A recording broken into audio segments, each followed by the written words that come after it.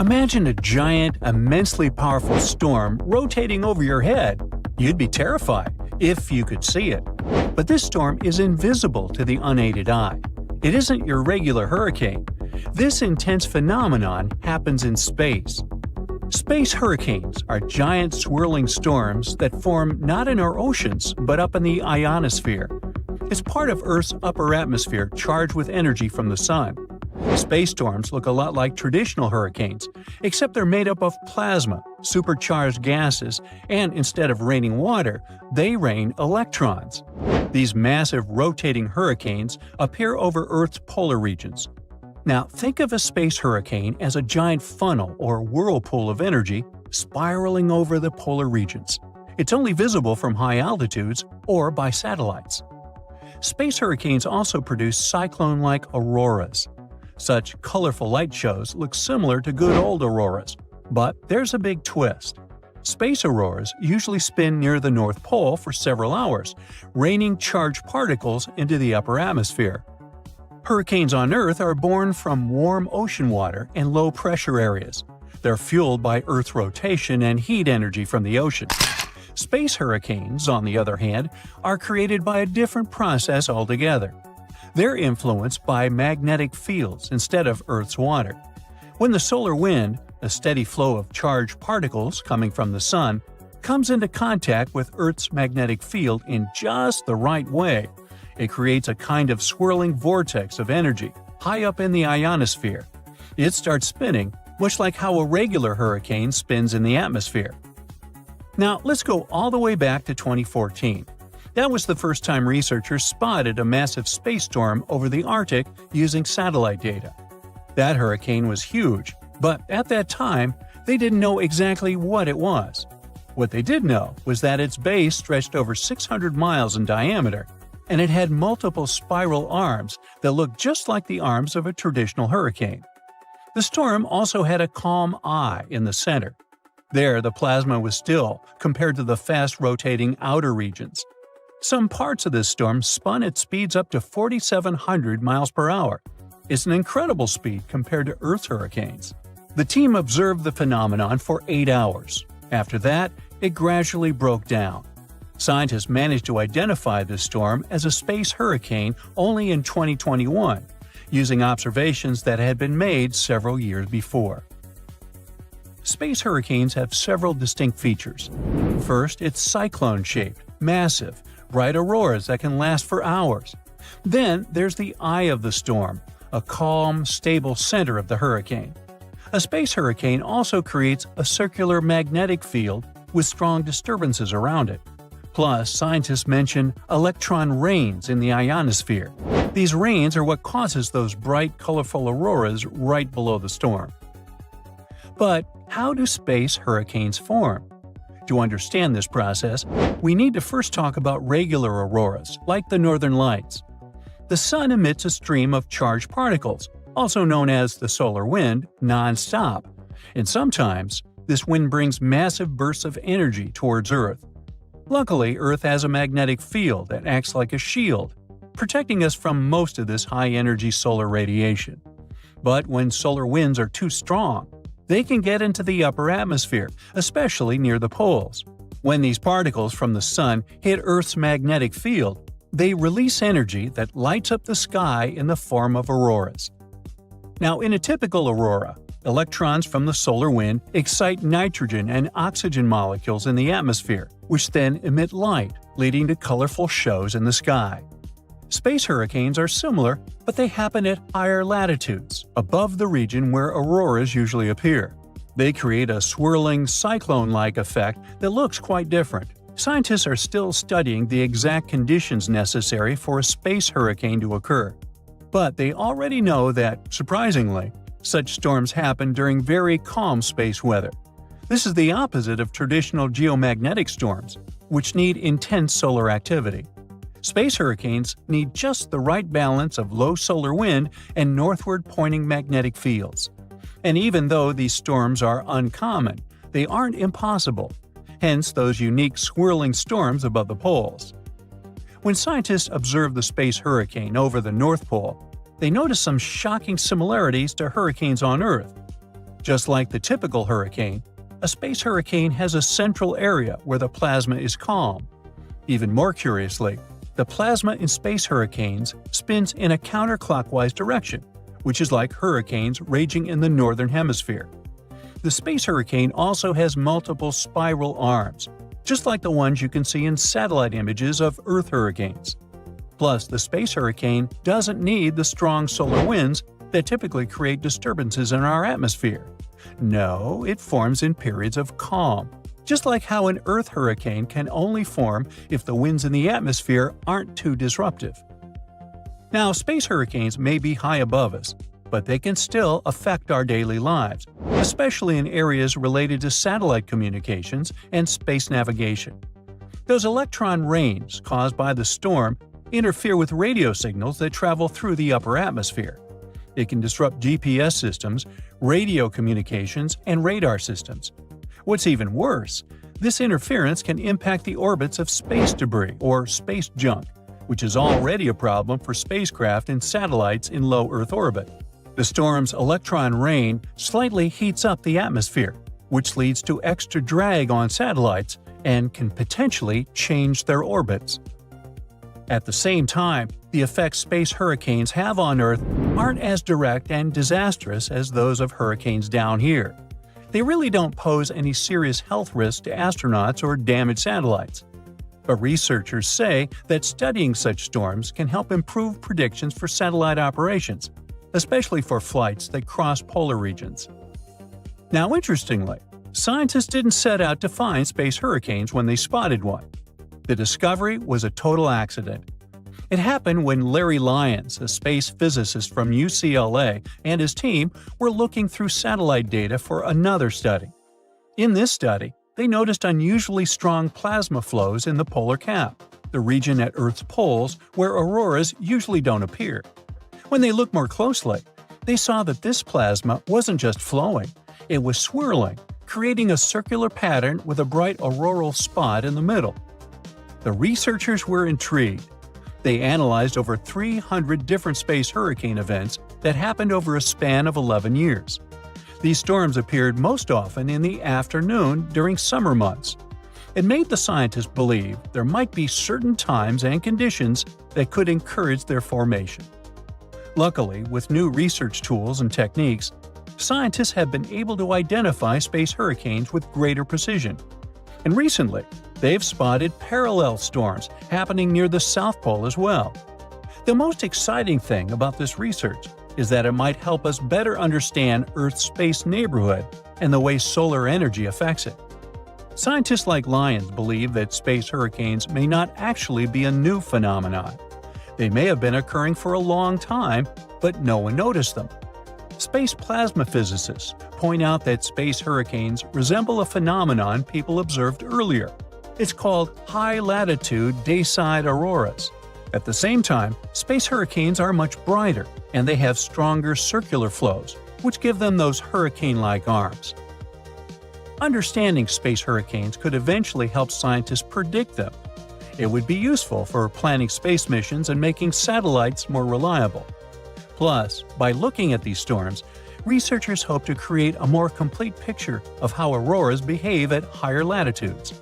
And even though space hurricanes may seem purely like scientific curiosity, they can give us important clues about how Earth's magnetic field and atmosphere interact with the solar wind. And who knows? This understanding might even help us spot similar storms on other planets with magnetic fields. It could offer clues about magnetic storms beyond Earth. Welcome to the Spirit of Discovery cruise ship, which will take you on an unforgettable sea voyage around the Canary Islands. The azure endless ocean, delicious food, the highest service, premium cabins, and a terrible nightmare that you will probably remember for the rest of your life. This is exactly how one luxury trip of the Saga Cruises Company ended last year. Instead of relaxing during the cruise, passengers felt fear and horror, and even had health problems. And that's why. On October 24th, the Spirit of Discovery liner started a 2-week cruise around the Canary Islands. There were about 1,500 people on board. About 1,000 were passengers, and the rest were crew members. The first week went great, but then the liner encountered a serious problem called nature. There were strong winds and big waves. The captain decided to return to the UK ahead of time, but the decision was made too late. The ship was caught in a severe storm in the Bay of Biscay. A powerful wind with a force of 11 points hit the vessel. To make it easier for you to understand, the 11-point wind is able to tear out trees together with roots, destroy residential buildings, and plunge entire cities into chaos. Such a storm is rare, but Spirit of Discovery was unlucky enough to get into its epicenter. 11 points is the penultimate place on the Beaufort scale, which determines the wind rating. The most powerful storm has 12 points, and this is a hurricane. The wind reached a speed of 65 miles per hour, which is about the same as the average speed of a car on a highway. Not only did it push the Spirit of Discovery, but it also raised huge waves 25 feet high. Just imagine a wall of water the height of a 3-story building collapsing on a lone ocean liner. At that moment, the captain sent a message to all the passengers through the cabin speakers so that no one left their place. And his voice sounded worried enough. All the passengers had to lie down and hold on tight. According to the witnesses' words, the ship remained caught in the storm for about 15 hours. They held on with all their might so as not to crash into the walls and floor. All this time, tables were flying around the ship, dishes were breaking, furniture was moving all over the cabins. The waves smashed windows, partitions, and doors. Some people were knocked down because they couldn't hold on for so long. The storm hurled the passengers from ceiling to floor, from wall to wall. The ship's crew turned the dining room into a medical area to provide assistance to those who had been hurt. Despite the difficult and terrible conditions, the ship's team did a great job. They regularly informed passengers about the current situation and tried to calm everyone down. There was no panic and chaos on board. When the storm finally ended, the ship continued its journey and finally reached land, where medics urgently evacuated 8 passengers to the hospital. One of them was never able to survive this storm. It's good the ship didn't meet a rogue wave during the storm. This is a natural phenomenon that can appear during a storm and even in still water. It's a giant wave with a height of 60 feet. Like a 6-story house, it collapses onto a ship with incredible speed and capsizes it. And then the wave suddenly disappears. This is no joke. A similar wave has been recorded in the Gulf Stream off of Charleston, South Carolina. It's scary to get in its way. Now, let's go back to the past to remember one of the most terrible maritime tragedies. No, we're not talking about the Titanic. We'll talk about the Greek liner Laconia, which set sail from the English port of Southampton on December 19, 1963, with more than 600 people on board. However, just 3 days later, a terrible tragedy happened to the ship in the boundless waters of the Atlantic. At 11 p.m., in the barbershop hall, an electrical malfunction occurred. The problem led to a fire, which quickly spread to other rooms. The crew couldn't cope with it, since the fire was spreading too fast. The ship's team turned on the fire alarm, but there was no command to leave the vessel. Only 2 hours later, the captain ordered the passengers to evacuate.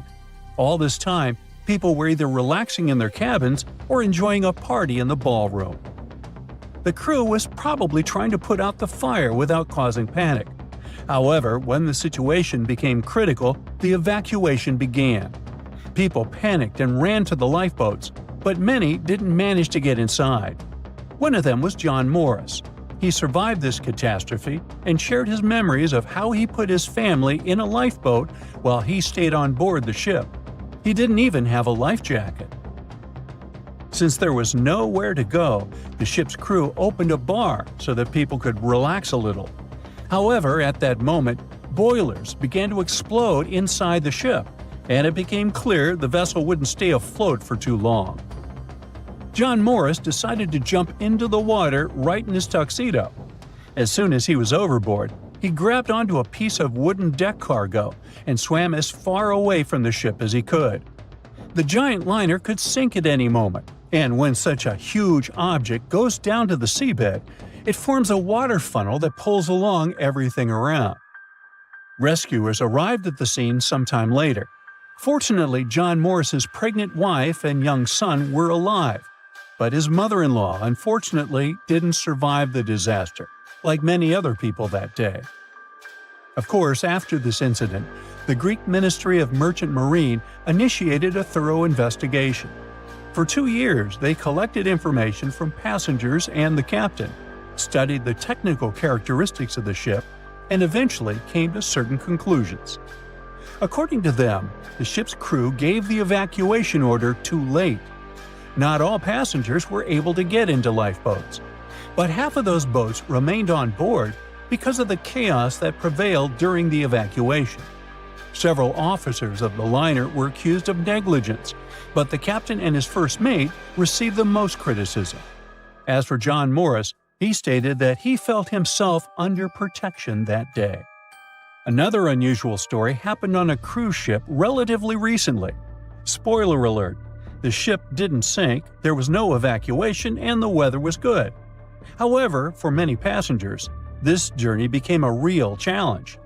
Imagine that you've been working for a long time and saving up money to go on your dream trip on the Celebrity Mercury cruise ship in the Caribbean. You arrive in South Carolina, from where the ship begins its journey. You get on board, looking forward to a week's rest.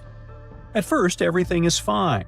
People are having fun, chefs are cooking delicious dishes, and beautiful daytime landscapes turn into night parties. But then suddenly, many passengers start throwing up. Someone is in a hurry to go to the toilet, and someone stays and vomits right in the halls. The cruise turns into chaos. More and more people feel terrible because of unknown poisoning. You also visited the restaurant and eaten seafood, but fortunately, the disease has avoided you, which can't be said for more than 400 other passengers. Almost every 1 in 4 people on board face gastrointestinal problems. There were almost 2,000 people, and a quarter of them are in bad condition. Crew members do endless cleaning. They wash the deck, give people nausea pills, and ask them not to leave the cabin till the illness passes. The captain sends several samples ashore to determine what caused the poisoning. Unfortunately, the cruise is already ruined, and all the passengers have unpleasant memories. So the company organizing the trip issues certificates that can be used on future cruises. It's not the most pleasant experience, but it's still better than nothing. Now, imagine if, instead of just feeling sick, people got infected with some kind of bacterium that would turn them into zombies. It would be much more exciting and scary. Now, do you think you could survive on such a ship full of zombies? And how would you do that? Tell me about it in the comments. Hurricanes can be a lot scarier than we often realize, especially since they can actually trigger earthquakes. This surprising and frightening phenomenon, known as stormquakes, was discovered completely by accident not too long ago. It started with scientists trying to find out more about low-frequency earthquakes. We're talking about those earthquakes that are so weak that we can't actually feel the tremor. See, beneath our feet, the Earth is constantly vibrating in subtle, unceasing ways that we can't hear or see without the right equipment. This geologic hum, so to speak, is driven by the movement of oceans, which covers about 70% of our planet's surface. Scientists have found that this hum may actually provide useful records of environmental happenings. To figure out where it's coming from, experts used equipment known as seismometers. You can think of these devices as little ears pressed to the ground. They can pick up all sorts of vibrations, like fans jumping up and down at their idol's concert, airplanes flying by, or even super distant earthquakes shaking the ground. Very low-frequency earthquakes are hard to track over long distances because the signals they produce can look different on different measuring devices. To solve this problem, experts came up with a way to track these signals by combining readings from smaller areas, kind of like putting together a puzzle. But while doing this, they stumbled upon a strange set of events that looked a bit like the earthquakes they were studying, but were not exactly the same. The first weird thing they noticed was that this specific phenomenon was seasonal. It never happened between May and August, for example. That is completely different from earthquakes, which can pretty much happen any time of the year. The second strange thing is that earthquakes usually occur more in the western part of the United States, where the ground moves along cracks in the surface. But these new strange vibrations spread not just along the west coast of North America, but also over to the east side. So what could be triggering this new phenomenon? What they surprisingly discovered is that many of these tremors coincided with the same time that massive storms hit North America. So we are essentially talking about a chain reaction. What happens is that during a specific season, hurricanes or heavy storms can transfer energy into the oceans, creating very strong waves. These waves then interact with the solid Earth, producing intense seismic activity. These bursts of energy that are born from massive storms can radiate thousands of miles across continents, leading to what we now call stormquakes. It is believed that this phenomenon can trigger earthquakes at a magnitude of up to 3.5 on the Richter scale. This means it can be felt by many people, but normally doesn't cause any damage. But that doesn't mean we can all be relaxed now, as ocean waters can indeed increase the intensity of hurricanes. Just like what happened with the frightening Hurricane Milton, which recently left a path of destruction across Florida. The blue-purplish zone you're looking at is Hurricane Milton, seen from a satellite perspective. On October 9th, this hurricane sustained winds of 155 miles per hour and lashed the region with heavy rainfall, damaging winds, and life-threatening storm surges.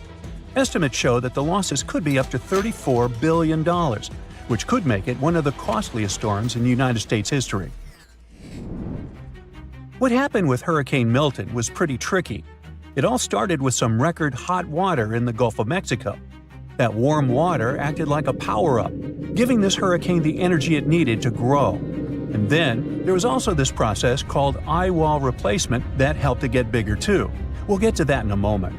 So as Hurricane Milton approached the coast, something unusual happened. It crossed paths with a fast-moving air current called the jet stream, which flows high up in the atmosphere. Now normally, the winds in the northern and northwest parts of a hurricane are not as strong as those in other areas. But because of this interaction with the jet stream, the winds in these parts of the storm became much stronger than expected. At nearly every turn, Hurricane Milton surprised everyone and intensified faster than we have seen in ages. It threatened to slam both Florida's west and east coasts with a dangerous surge of water, putting the bustling area of Tampa Bay, which is home to over 3 million people, at serious risk. So how did Milton become such a major problem? Well, the problem started in the eastern Pacific Ocean. Usually, hurricanes follow a fairly predictable path, spinning off of Africa's coast, sailing across the Atlantic, and gaining strength in the warm Caribbean waters. But Milton had a twist in its origin story. It began as the remnants of a tropical depression that crossed over the Yucatan Peninsula and met a stalled front in the Gulf. Once Milton got going, it didn't hold back. But when it hit those record-high ocean temperatures, it was like giving it an energy drink. The warm water and humid air were the perfect ingredients for a hurricane on the rise. Quickly, Milton's wind speeds increased by 92 miles per hour, so it went from a tropical storm to a Category 5 hurricane in less than 2 days, which is basically insane and off the charts. And if that wasn't enough, Hurricane Milton also went through this thing called eye wall replacement. Now, hurricanes spin around a mostly clear eye in the center. But overnight, Milton started forming new bands of rain on its outer edges, creating a second ring around its eye. This process helped Milton grow even bigger, spreading out the wind speeds and giving it a larger footprint. It's kind of like shedding its skin and getting ready to become even more powerful. Hurricane Milton also had this little wobble in its path, which changed where it was heading. You can think of it like a spinning top that gets nudged and wobbles a bit before finding its balance again. That wobble meant some areas could get either hit hard or be spared from the worst of the storm. Thankfully, Hurricane Milton weakened a bit because of some tricky wind changes up in the atmosphere until it finally made landfall. After that, it moved across the peninsula and headed out to sea, quickly losing strength as it pulled away from the warmer waters. Now, even though the damage was significant, the good news, if you can call it that, is that experts were honestly expecting things to be way worse. Still, it raises a question.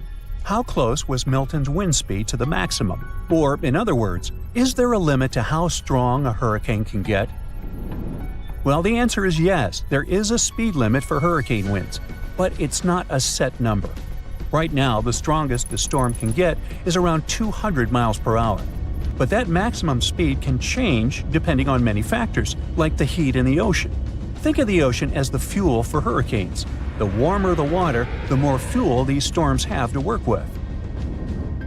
Experts believe that as the oceans continue to warm, they can ramp up the wind speeds and the impacts of hurricanes, making them a lot stronger. But other things can also help figure out how intense a hurricane can get. For example, the heat in the air and the temperature at the top of the clouds matter, as they also affect how fast heat moves from the ocean surface to the top of the storm. Some estimates suggest that maximum wind speeds could reach closer to 220 miles per hour until the end of the century. So it's definitely something that experts need to keep an eye on to help prevent future disasters. As we move forward, it's essential to keep researching and studying these storms. The more we understand them, the better we can protect ourselves and our communities. In May 2024, stunning auroras adorning the night sky demonstrated all the power that solar storms emit as radiation. But sometimes, our sun does things that are far more destructive. I'm talking about solar particle events. During these events, blasts of protons coming directly from the surface of the sun can shoot out like giant cosmic searchlights. According to records, an extreme particle event hits Earth every 1,000 years or so. It often causes bad damage to the ozone layer and increases levels of ultraviolet radiation closer to the surface of our planet. Luckily, Earth's magnetic field acts as a powerful protective cocoon for our planet, fending off electrically charged radiation from the sun. In its normal state, this field functions like a ginormous bar magnet, with field lines rising from one pole, looping around the planet, and dropping at the other pole. This pattern is sometimes called an inverted grapefruit. This vertical orientation of the magnetic field at the poles allows some ionizing cosmic radiation to get through the field as far down as the upper atmosphere. There, it interacts with gas molecules and produces the glow we know as auroras. But over time, Earth's protective bubble changes. In the past century, the North Magnetic Pole moved across northern Canada at a speed of about 25 miles per year. Plus, it weakened by more than 6%. Even more shockingly, according to geological records, there have been periods of time as long as centuries and millennia when our planet's magnetic field was super weak or entirely absent. But we'll talk about those tragic times later. It's easy to imagine what our planet would look like without its protective bubble if you look at Mars.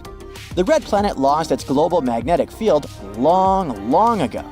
And once this field disappeared, most of Mars's atmosphere vanished too. In May 2024, a strong solar particle event hit the planet. It disrupted the operation of the Mars Odyssey spacecraft and made radiation levels at the surface of the red planet rise around 30 times higher than what a person receives during a chest X-ray.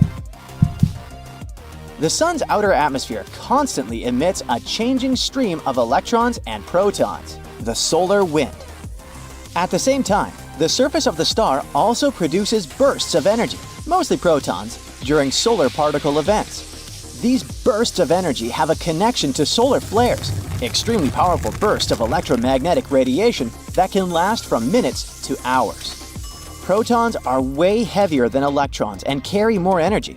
That's why they can reach lower levels of Earth's atmosphere, exciting gas molecules in the air. These excited molecules emit X-rays invisible to the unaided eye. Dozens and hundreds of relatively weak solar particle events happen during every solar cycle. Now, let's speak about solar cycles for a minute. You see, from a distance, the sun seems to be calm and steady, but if you zoom in, you'll see that its surface is constantly seething and churning. It keeps transforming from a uniform ocean of fire to a chaos of warped plasma and back again in a repeating cycle. Every 11 years or so, the magnetic field of our star gets tangled up. Imagine a ball of tightly wound rubber bands. That's what it looks like at such moments. And then, at one point, it snaps and flips completely, turning the North Pole into the South Pole, and vice versa. Right before this event, the Sun steps up its activity. It starts to spit out giant blobs of fiery plasma, emit powerful streams of radiation, and grow planet-sized spots. This period has the name of solar maximum. It's a rather dangerous time for Earth, since it gets regularly hit by solar storms. Such storms have the potential to disrupt communications and damage power infrastructure. Even worse, solar storms can harm astronauts working in space and even make satellites crash into the planet. As the cycle ends, it fades back to the solar minima, and then a new cycle begins. Anyway, back to our solar particle events. Researchers have found traces of extremely strong solar events happening throughout the history of Earth, and some of them were thousands of times stronger than anything our modern instruments have ever recorded.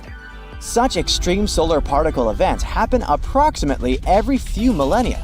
The most recent one occurred around 993 CE. Beyond the immediate effect they have, solar particle events can kickstart a chain of chemical reactions in the upper atmosphere. And these processes often lead to depletion of ozone, which isn't a good thing. Ozone absorbs harmful solar UV radiation, which can damage not only our eyesight, but also the DNA of living beings. Plus, changing the amounts of ozone in the atmosphere can impact the climate. In a recent study, researchers used large computer models to examine how extreme solar particle events affect Earth. They found out that if a solar proton event arrives during a period of time when our planet's magnetic field is very weak, then ozone damage can last for 6 years, and the level of UV radiation might increase by 25%, boosting solar-induced DNA damage by around 50%. And apparently, this dramatic combination of a weak magnetic field and extreme solar proton events happens quite often. And some researchers believe that it may even explain a few mysterious occurrences in the past of our planet. For example, the most recent period of weak magnetic field started 42,000 years ago and lasted for around 1,000 years. This period included a temporary switch in the North and South Poles. Several major evolutionary events happened during that time. For example, the last Neanderthals disappeared in Europe, along with the extinction of marsupial megafauna in Australia. Yeah, sadly, we won't see any giant wombats and giant kangaroos anymore. One more, even bigger evolutionary event might also be linked to Earth's geomagnetic field. Multicellular animals appeared at the end of the Ediacaran period, which started around 635 million years ago, and it occurred after a 26 million year period of extremely weak or even absent magnetic field. The rapid evolution of different groups of animals in the Cambrian explosion, about 539 million years ago, might have also been related to high UV levels and geomagnetism. The simultaneous evolution of hard body shells and eyes in multiple unrelated groups could have been necessary to detect and avoid harmful incoming UV rays. A complete reversal of Earth's geomagnetic poles might have a serious impact on the climate of our planet. Luckily, such flips don't happen overnight. The entire process stretches over thousands of years. Plus, even though the magnetic pole weakens during a pole reversal, it doesn't disappear completely. That's why the magnetosphere continues protecting the planet from cosmic rays and charged solar particles, even though there might be some amount of particulate radiation that will make it to Earth's surface. Our planet's magnetic fields are generated by moving electric charges. If some material allows these charges to easily move in it, it's called a conductor. Metal is a great conductor, and we often use it to transfer electric currents from one place to another. In this case, the electric current's negative charge, called electrons, move through the metal. The current is what generates a magnetic field. Earth's outer core is made of liquid iron and nickel. In other words, there are layers and layers of conducting material inside our planet. Currents of charges are constantly moving throughout the core, and the liquid metal is also moving and circulating there, generating the magnetic field. This magnetic field, in turn, produces something resembling a bubble around the planet. It's called the magnetosphere, and it's located above the uppermost part of the atmosphere. This layer shields and deflects high-energy cosmic ray radiation, which otherwise would be extremely hazardous to people and other forms of life on Earth. The magnetosphere also interacts with the ionosphere, the layer of our planet's atmosphere containing loads of ions and free electrons and capable of reflecting radio waves. The interaction between these two layers and magnetized solar winds is what scientists call space weather. The solar wind is normally mild, and there's no space weather whatsoever.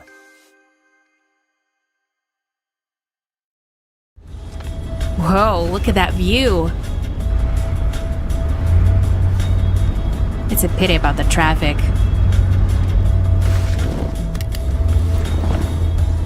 Yeah, we'll get a great view from inside the tunnel. What's going on? It's just a traffic jam. I don't know, but it doesn't sound good. Is that water? Yeah. It's probably rainwater. Although it is flowing pretty fast. There's water inside the car! I can't open mine. The water is too strong!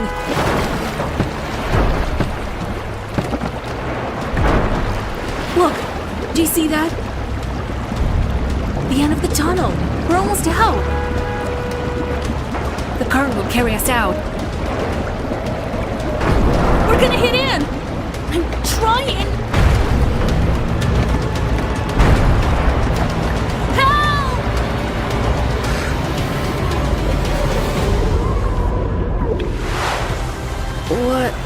What happened? Is that our car? That was too close. Welcome to the virtual helicopter tour. We'll see the most picturesque sights of the city, although this place isn't real, and neither are its citizens. Oh, wow! What a view!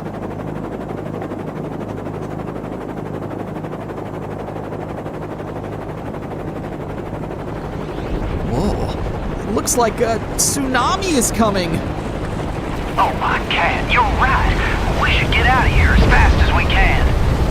Please, tell me that this copter can handle a tsunami? Don't worry, it's recommended to hide from tsunami waves at a height of at least 130 feet above sea level, and the record height that copters can reach is about 7 miles.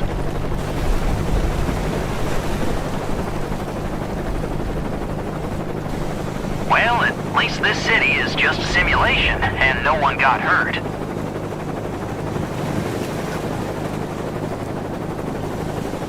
Hey, where did that fog come from? It was formed when the wave hit the shore. By the way, the second wave may come soon, and the third one. Then we should leave. But wait, can't we save those guys on the roof? Of course. Hey guys, over here! Hurry up! Seems like I'm safe here. Nice to see you, honey. We didn't finish talking. How did you get here?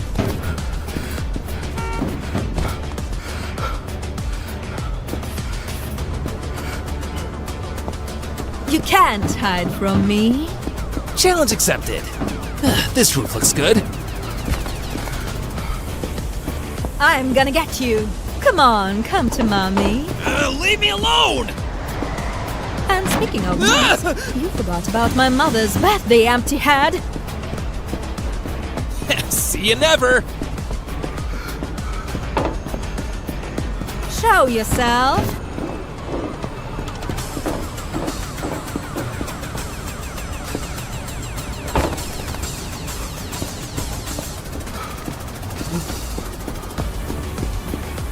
Where are my flowers?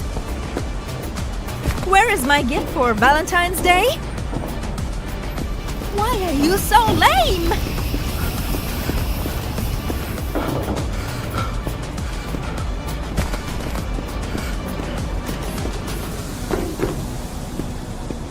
Whew. Finally. She got lost. Peekaboo! Oh well. What a wonderful day.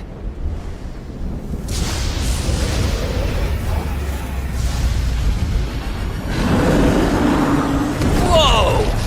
Did you see that? That was so epic! Wow! Alright, buddy. No time to think. Steal this car and let's try to survive. Have you ever seen anything like this? Not really. Look! The water's very close. We need to get out of here. Now! I'm doing my best. Look out! Ah! Hey! Oh, You okay? I didn't break a single bone. we need to get to a safe space.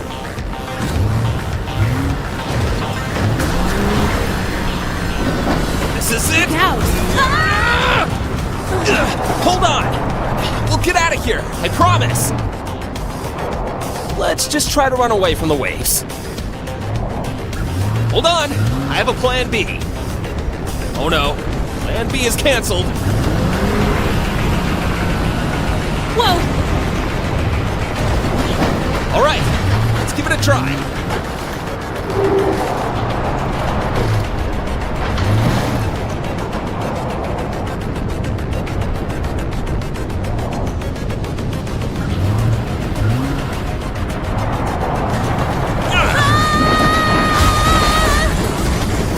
Not so fast. Yeah.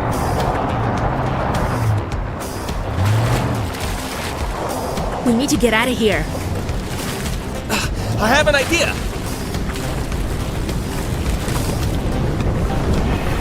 Here we go!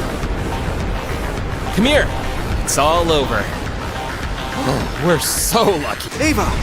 Another wave! No! Look out! Ah! It's too strong!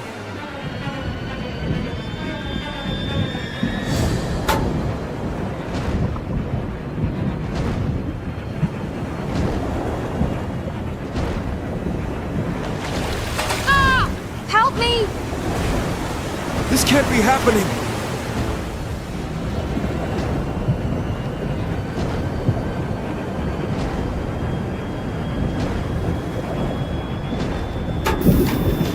Ava! No!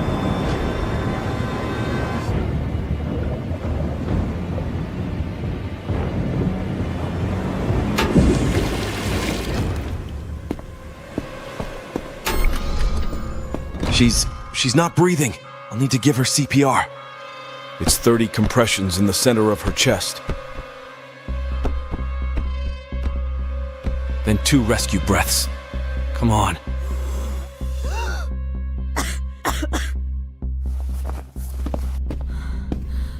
I thought I'd lost you.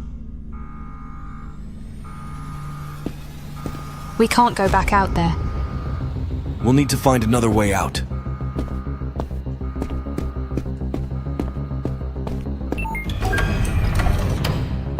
Come on, this way. Stay close. We need to be careful. We need to get to higher ground. Oh no, get out of the way! I'm not giving up. We need to jump.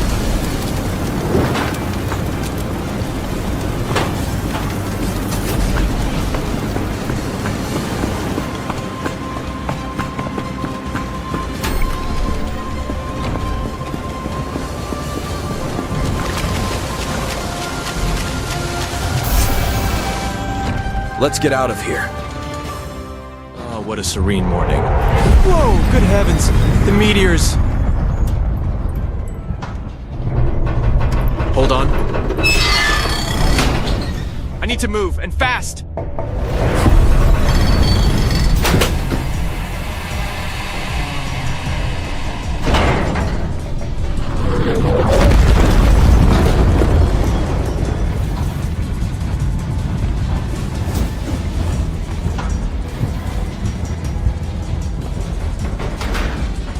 like this, but hope this route will work.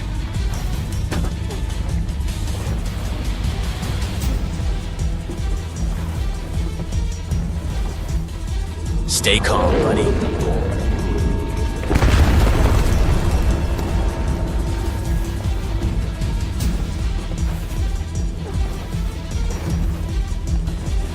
All right, what's the next step?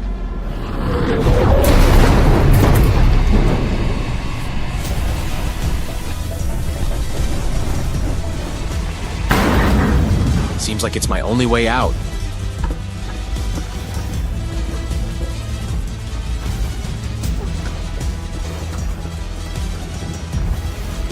Let's take this path. It's about to collapse. The world's falling in on itself.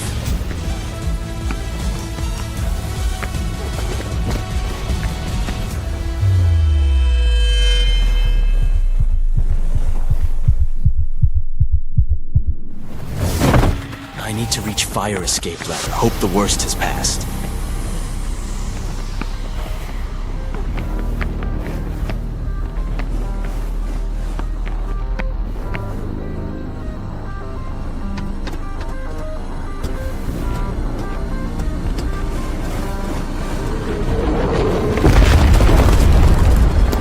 Wow, that was a close call, thank heavens. I got to move on.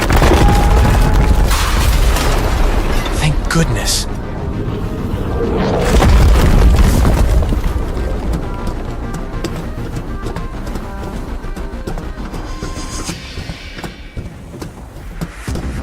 Oh God, it's falling apart! I'm okay, gotta move on.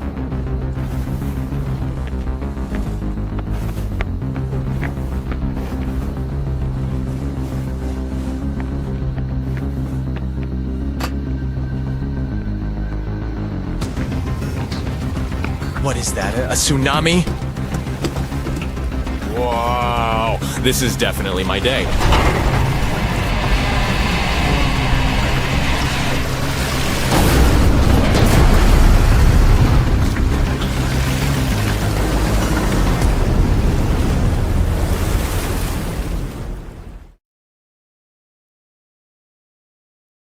On July 23, 2024, Europe's Solar Orbiter spacecraft observed a super-powerful solar flare erupting from the far side of the Sun.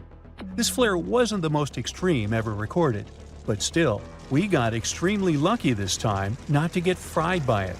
Such solar flares often cause long-lived, raging radiation storms, and if such a storm moves in the direction of Earth, it can lead to worldwide blackouts. Before we go deeper into details of that potentially disastrous solar flare, we need to figure out what exactly this solar phenomenon is. Solar flares occur because the magnetic fields in the atmosphere of our star are moving non-stop. When the Sun is approaching its solar maxima, and that's the most active period of its 11-year-long cycle, which is, by the way, exactly what's happening now, its magnetic fields get more and more tangled, making our star look like an enormous ball of tangled rubber bands.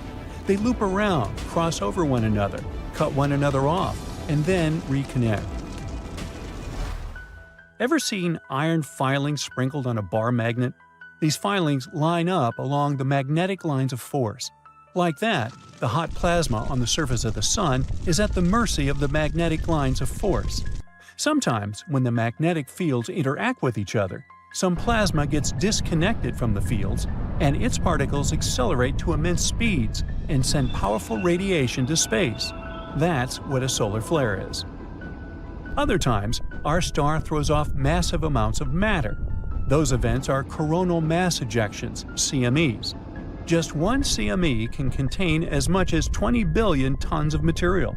If that material were rock, it would create a mountain about 2.75 miles across and almost a half a mile tall.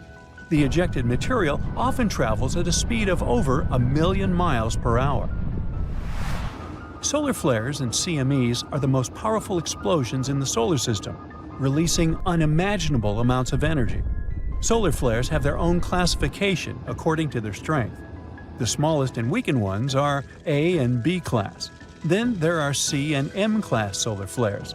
and the strongest are X-class flares. A number from 1 to 9, and in some cases a larger one, accompanies each letter.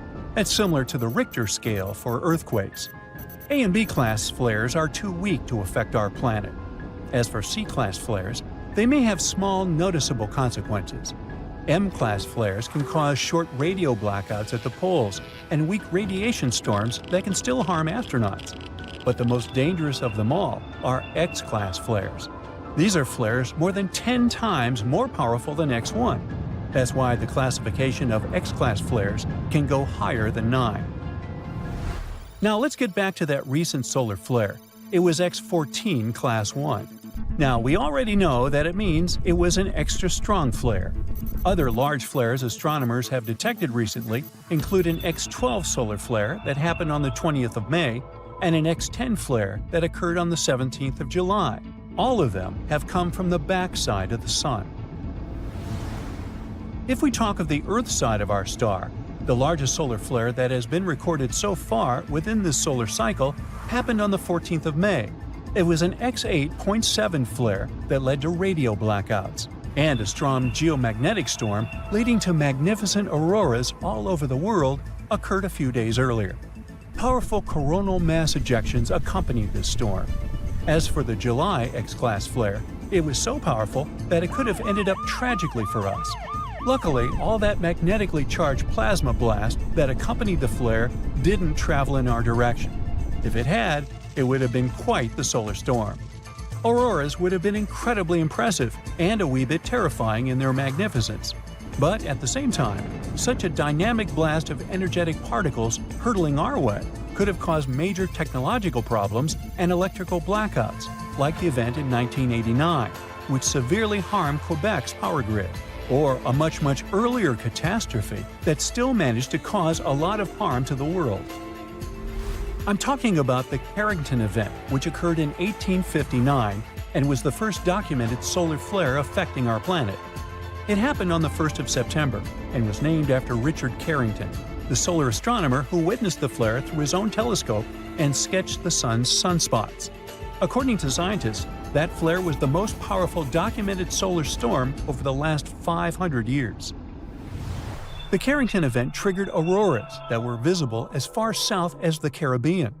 It led to severe interruptions in telegraph services all over the world, even shocking some telegraph operators and sparking fires after discharges from the lines ignited telegraph paper. Another major solar flare that erupted on the 4th of August, 1972, destroyed long-distance phone communication across a few states, including Illinois. This event even made the American Telephone and Telegraph Company redesign its power system for transatlantic cables. Now let's move to March 1985, when two super-powerful CMEs triggered a geomagnetic storm, which, in turn, set off a power blackout in Canada on the 13th of March. This blackout left around 6 million people without electricity for 9 hours. It is said that the flare disrupted electric power transmission from the Hydro-Quebec generation station and melted a few power transformers in New Jersey. And still, this solar flare was nowhere near the power of the Carrington event. The Bastille Day solar storm took its name from the French national holiday because it occurred on the same day, on the 14th of July in the year 2000. It was an X5 class event that caused some satellites to short-circuit and resulted in radio blackouts. It's still one of the most highly observed solar storm events. From October to November 2003, our star unleashed a series of large solar flares and coronal mass ejections, and they did reach Earth and slam into our atmosphere. Those solar storms, also known as Halloween storms of 2003, caused aircraft to be rerouted, impacted satellite systems, and led to power outages in Sweden. Besides, the Solar and Heliospheric Observatory couldn't fulfill its functions during this solar onslaught. On the 28th of October 2003, the Sun sent a whopper of a solar flare our way. The fire was so powerful it overwhelmed the spacecraft sensor that was measuring it. The sensor topped out at a whopping X28. But later, scientists figure out that the flare had reached a peak strength of about X45. One more thing that made the Halloween storm so scary was that they happened during a time in the solar cycle when solar activity is usually quiet. That's 2 to 3 years after the solar maximum. According to NASA's statistics, just 17 powerful flares erupted from our star during that time. The Sun spewed out another X-class solar flare on the 5th of December 2006. It was an X9 class flare that disrupted satellite-to-ground communications and GPS navigational signals for around 10 minutes. That solar storm was so powerful it even damaged the Solar X-ray Imager instrument on the GOES 13 satellite. It sustained damage to several pixels of its detector. In February 2022, SpaceX experienced the terrifying power of our star when a devastating geomagnetic storm destroyed 38 Starlink satellites worth tens of millions of dollars. It happened shortly after they were deployed.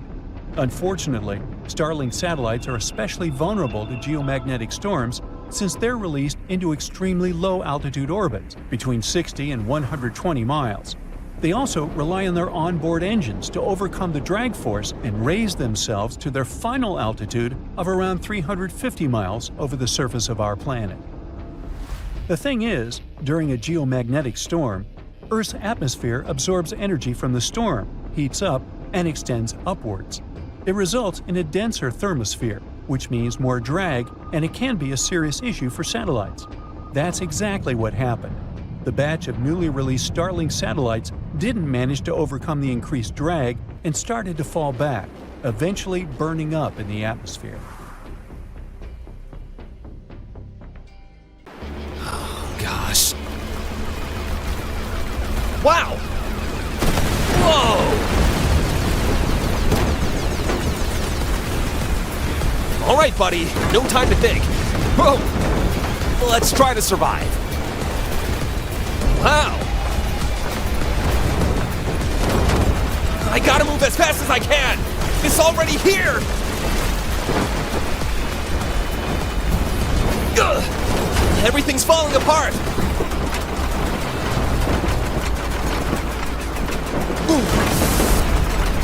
Hope this way works!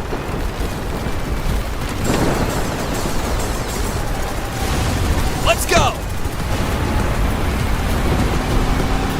Wow!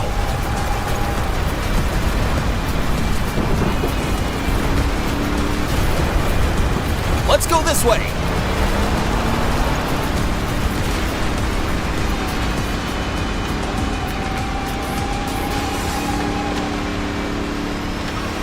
Hey! I didn't break a single bone.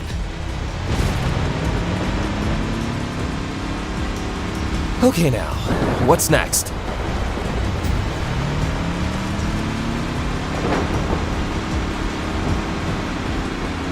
Oh no, not ready to give up yet! No worries.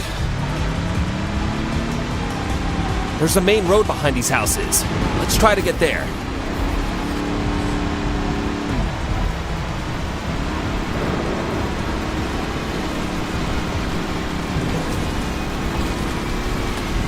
Get into the car!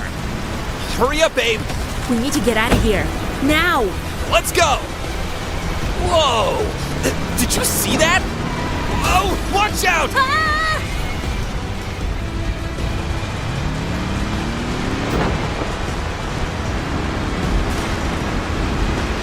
Look out! We need to get to a safe space. Don't panic. We'll get out of here. Look! This is it! Hold on! Ah!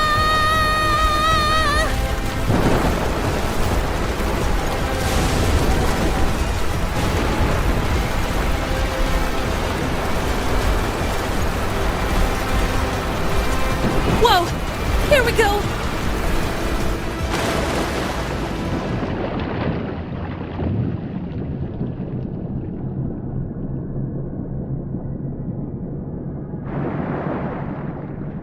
Still have a chance to swim away. Whoa! Can't believe we did it! Congratulations, you're saved.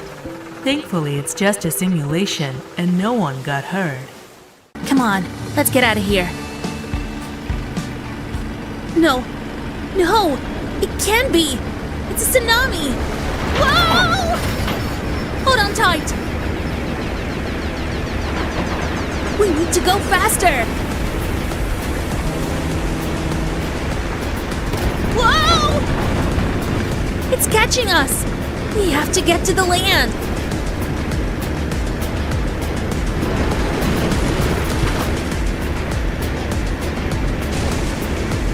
Look out! It's too late! Brace yourself! This is going to be a bumpy ride! Keep going! We're back in the city?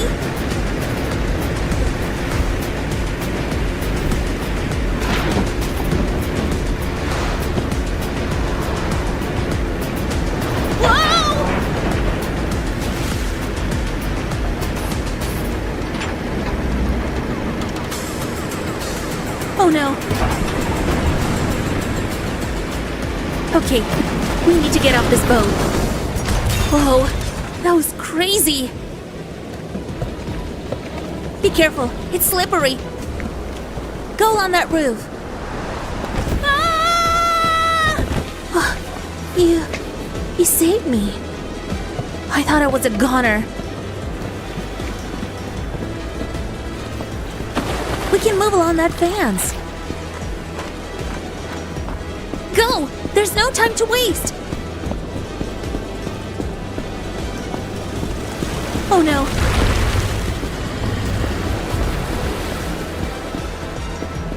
We need to get onto that building. We're almost there.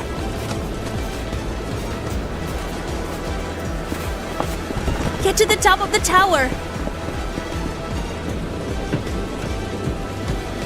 Look, there's a helicopter. That's our ticket out of here. We're safe at last. I can't believe it.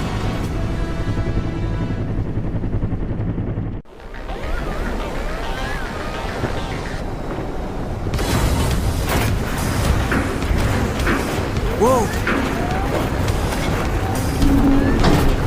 Ah!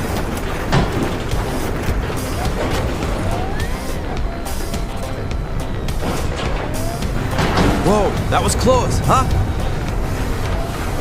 Gotta keep going! Wah!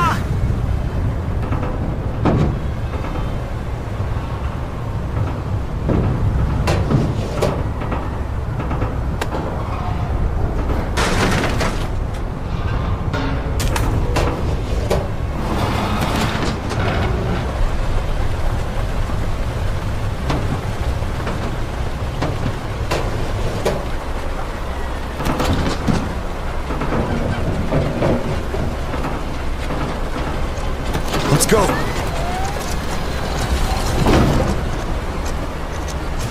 What are we gonna do now?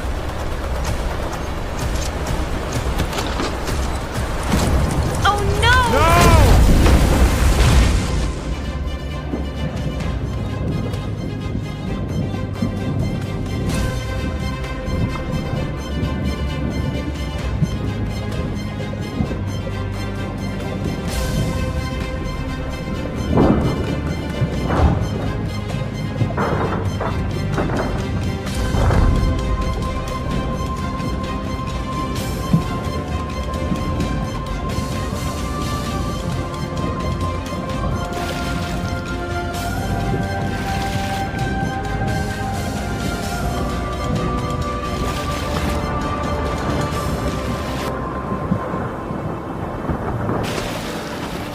Made it! Phew!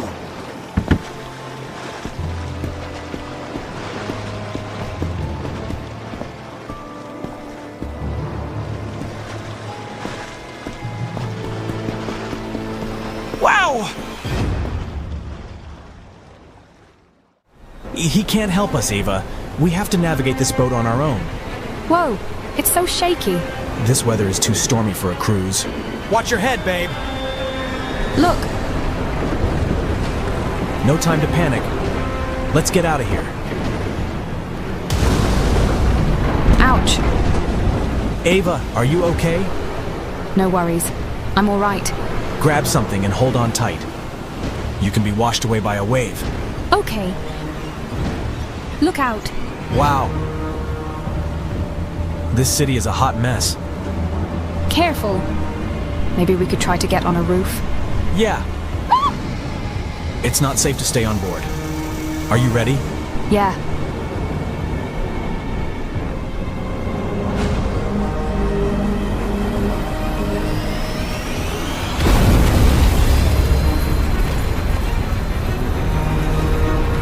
See this building? We need to get inside.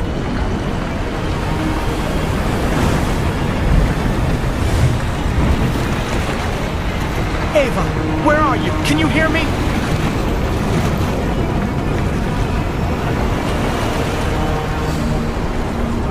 Hey, wait for me.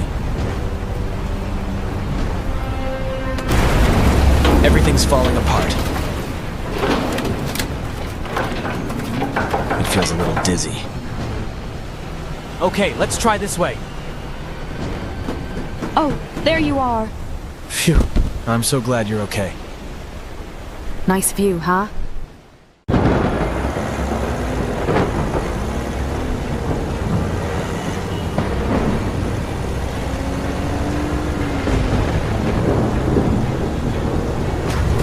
Whoa! Have you ever seen anything like this? No! We need to get out of here. Now!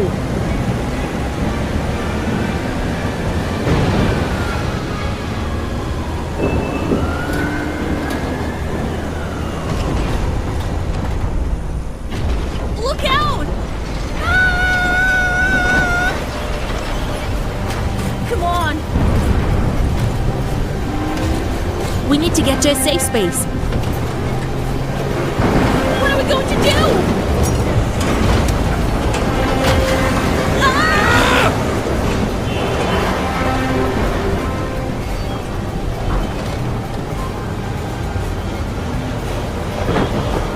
We need to go now!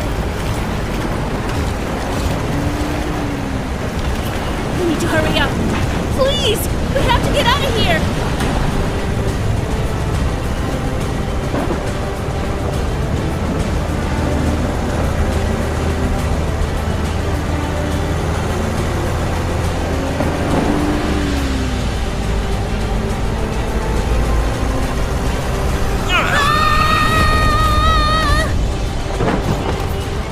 We need to get out of here. Here we go.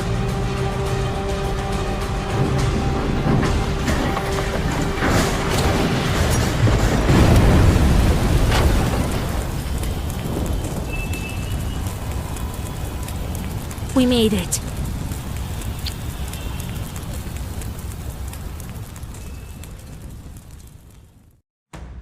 Hey, can you lift a truck with your hands? No? Shocker. But let me introduce you to nature's original strongman, the ocean, which casually tossed 700-ton boulders around like they were pebbles during a mega tsunami that hit Africa thousands of years ago. This wasn't just a bad day at the beach. This mega tsunami was so powerful, it made the 2004 Indonesian and 2011 Japanese tsunamis look like kiddie pool splashes. Now, to give you an idea of how terrifying regular tsunamis already are, the Japan tsunami produced waves 133 feet tall. The Indian Ocean tsunami was slightly smaller, but it took over 200,000 lives across many countries. Now, imagine something way worse. You see, for a long time, scientists thought waves that big were just science fiction. But then they found these enormous boulders, massive chunks of rock, flung far inland, and did the math. It turns out only waves around 800 feet tall could have pulled off that kind of rocky vandalism. And the culprit? A volcano that literally fell apart into the ocean and triggered one of the most powerful tsunamis Earth has ever seen. Usually, tsunamis are blamed on underwater earthquakes, tectonic plates getting into slap fights. But volcanoes? Oh, they've got tsunami potential too. In 1883, for example, a volcano in Indonesia named Krakatoa erupted for 6 months non-stop until it exploded, and the explosion was heard all the way in Australia. This triggered many tsunamis, some almost 100 feet tall. Still, that was more like a toe dip compared to the full cannonball from the mega tsunami. Back in ancient times, the volcano that crumbled during the mega tsunami was huge, and it didn't just fall apart. It lost a chunk that was 10 times the size of Mount Everest. 10 Mount Everests. It was like the Earth wanted to see what would happen if we threw a mountain into the ocean just for fun. It was so massive that when the entire side of the volcano belly flopped into the Atlantic, it created waves that could cover the Statue of Liberty 3 times. It also destroyed an island more than 30 miles away. The volcano behind this real-life Michael Bay scene was called Fogo, located on, you guessed it, Fogo Island. This island is basically just a whole single volcano that rose from the sea thanks to a magma hotspot, a place in the ocean where a lot of magma escapes and erupts like an underwater volcano. Over time, this magma cooled and stacked up like pancakes until, voila, after 7 major eruptions, the island popped out of the ocean like it was playing peekaboo. Surprise, it's a volcano. But Fogo's dramatic entrance was also a ticking time bomb. You see, the more a volcano grows, the heavier it gets, and if there's not enough magma inside it to support it, the whole thing can just collapse. Sometimes it doesn't take much. A minor earthquake, some erosion, or just a poor foundation made of soft sediment can trigger a collapse. It's like a really tall guy trying to balance over a bunch of marbles. Fogo had all the bad luck ingredients: too tall, too heavy, and built on squishy ground. And it gets worse. As the volcano grows heavier, it starts squishing the magma underneath. That lava can't rise, so it just simmers down there, slowly thickening like soup left on a burner for too long. Gases build up, pressure increases, and eventually, kaboom! It's the volcanic version of eating too many burritos and then trying to hold in a sneeze. This massive pressure and imbalance can trigger what's called a flank collapse, which is science speak for oops, half the volcano just fell into the ocean. That's what happened with Fogo. Most of the volcanic islands that form this way are long gone, but Fogo is still very much alive and kicking. In fact, it last erupted in 2014, and considering that it goes off every 20 years, maybe don't travel to Fogo Island in around 2034. For the longest time, scientists believe only big, bulky volcanic islands could collapse like this. But new research says that even smaller, skinnier guys, like the Danny DeVitos of the island world, aren't safe either. The thing is that small volcanic islands only seem stable because of their small mass. It's like Danny DeVito and Arnold Schwarzenegger both slipping on the ice. Arnie's fall might cause more chaos, but Danny can still go flying. And those little collapses? Yes, they matter. Take Santa Maria, a tiny island that's about 170 times smaller than Hawaii. It has collapsed multiple times, not because it wanted to, but because it's basically standing on soggy breadcrumbs. Its foundation is loose marine sediment, and to make things worse, it's sitting right next to the East Azores Fault, where 3 tectonic plates meet up for daily slap fights. This fault is responsible for many earthquakes and even some tsunamis that happened in Lisbon in the past, so you can imagine what it's like living right above it. Every time the volcano in Santa Maria erupts and grows, it also sinks. But when a chunk collapses, it bounces back up like a buoy. This seamount to island again roller coaster means that Santa Maria has popped in and out of the ocean like a submarine playing peekaboo, and with every peak comes a potential tsunami. Another volcano with similar trust issues is Pacaya, located in Guatemala. Between 2011 and 2013, scientists spotted strange movements in the soil, tiny shifts that suggested something underneath was getting restless. Sure enough, in 2014, Pacaya erupted. Luckily, it didn't collapse, but that risk still looms, especially if magma gets trapped in it like it did with Fogo. The consequences could be explosive, literally. In fact, about 1,000 years ago, Pacaya experienced a collapse that sent debris avalanches more than 15 miles away. Since then, it's rebuilt itself like a fiery phoenix, but it could still crumble again. That's why volcanologists obsess over the tiniest wobbles. It's not paranoia if the mountain really might fall. Now you might be thinking here, okay, but that was the past. Surely that kind of ridiculous mega tsunami collapse can't happen again, right?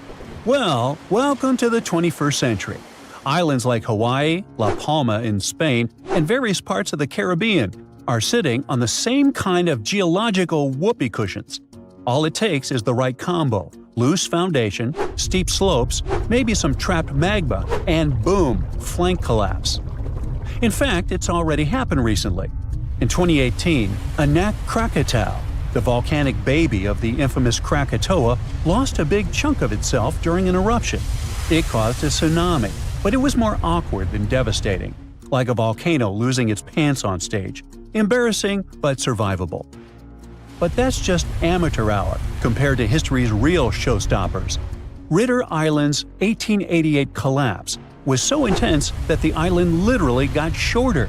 It went from being more than 2,000 feet tall to a mere 460 feet. But the record holder is the legendary Latua Bay megasplash from 1958, where a 7.8 magnitude earthquake triggered a massive landslide that sent a wave taller than the Empire State Building roaring through Alaska at highway speeds. Strangely enough, only 5 people lost their lives here, but on the other hand, the destruction path it left behind can still be seen today, all the way from space. Melting glaciers and ice caps can make volcanoes collapse too. When they melt, there's a sudden decrease in pressure on Earth's crust that can destabilize entire volcanoes. It's called isostatic rebound. It's like suddenly yanking a chair out from under someone who's been sitting still for centuries. Whoops. Also, here's something you probably never thought you'd worry about on your island getaway. Some volcanic islands grow outward as lava pours into the sea, creating unstable platforms known as lava deltas. These deltas can collapse without warning, taking newly formed land, and sometimes tourists too, right back into the ocean. No pressure though, just thought, maybe you want to stay off steaming new land. So yeah, next time you're lounging on a beachy volcanic island thinking, wow, this place is paradise, just remember, it might also be a ticking geological time bomb with a flair for the dramatic. From ancient mountain-sized cannonballs to surprise lava deltas, volcanoes have a history of keeping things spicy.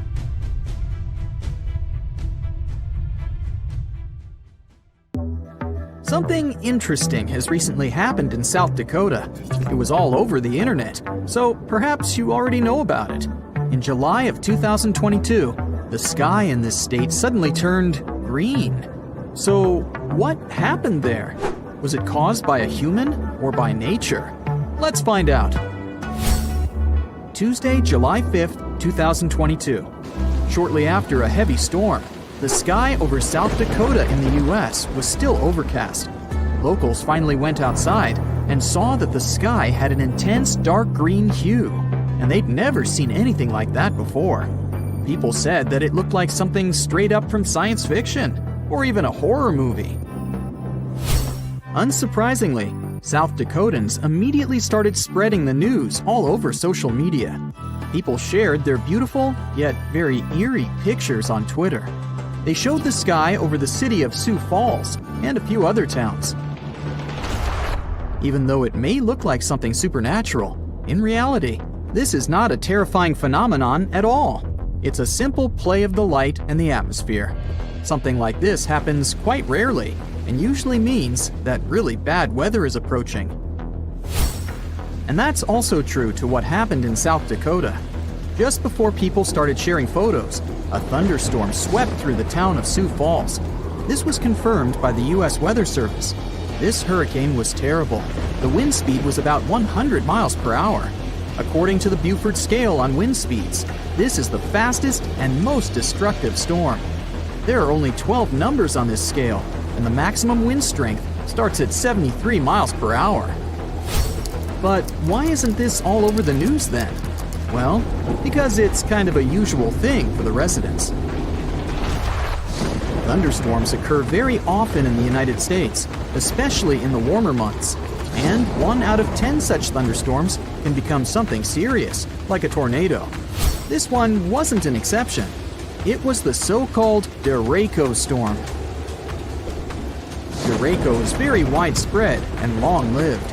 It's actually a combination of a fast-moving group of severe thunderstorms and downpours. People often say that a derecho is as strong as a tornado. Still, there's a difference between them. A tornado is a vortex, a rotating column of air. It's usually about 500 feet in diameter, although sometimes its width can reach up to 2.5 miles. I don't envy those who would stumble upon that. But the main point is that they rotate. The wind moves very fast in a circle, near some invisible center. A derecho is a strong thunderstorm, or a system of strong thunderstorms with straight-line winds. In other words, it doesn't spin.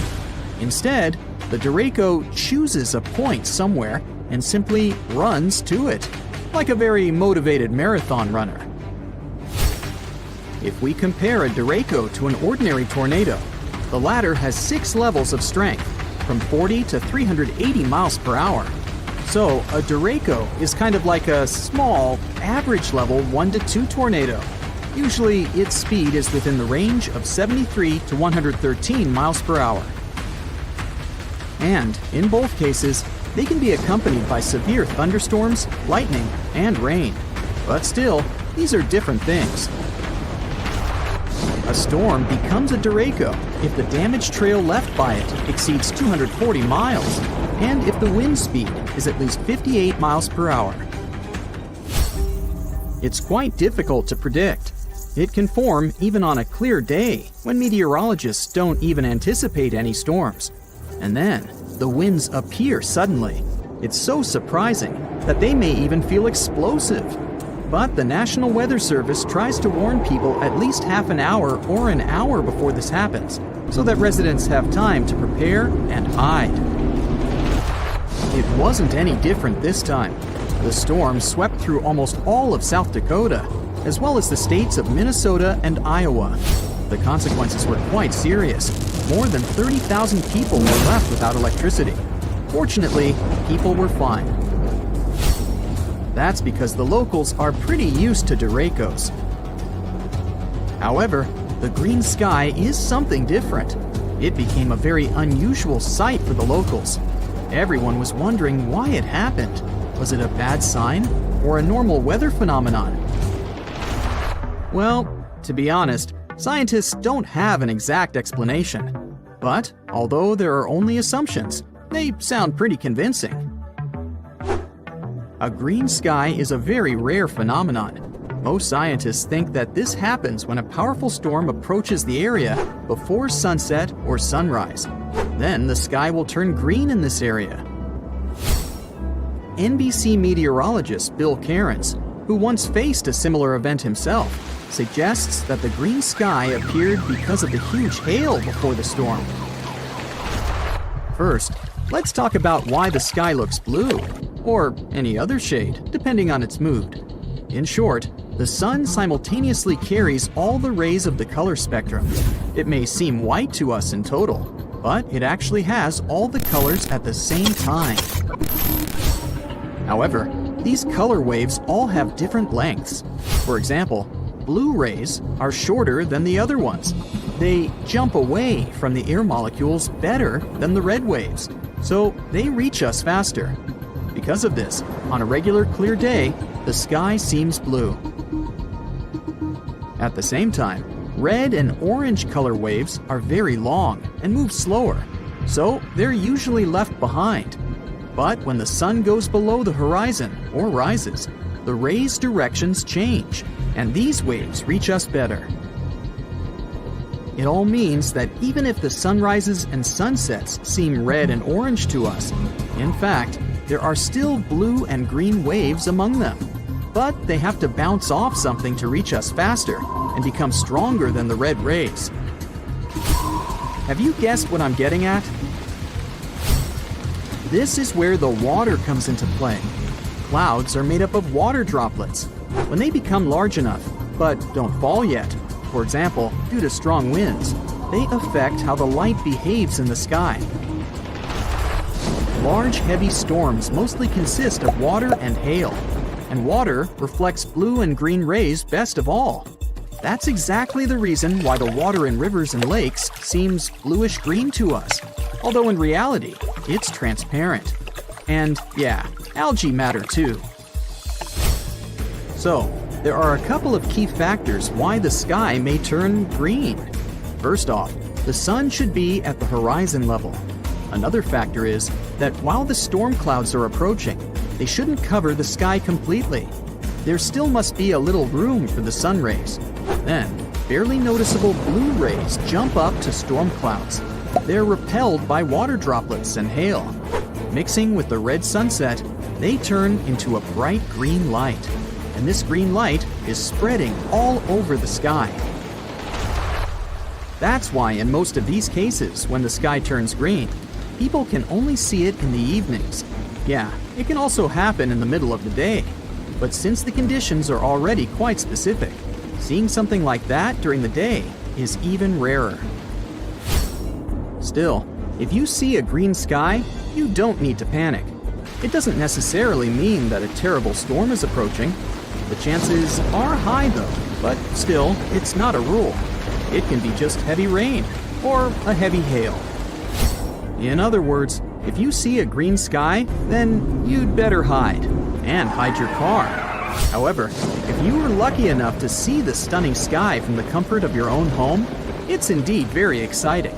If you get a glimpse of something like that, just know that you had a chance to experience something very rare and special.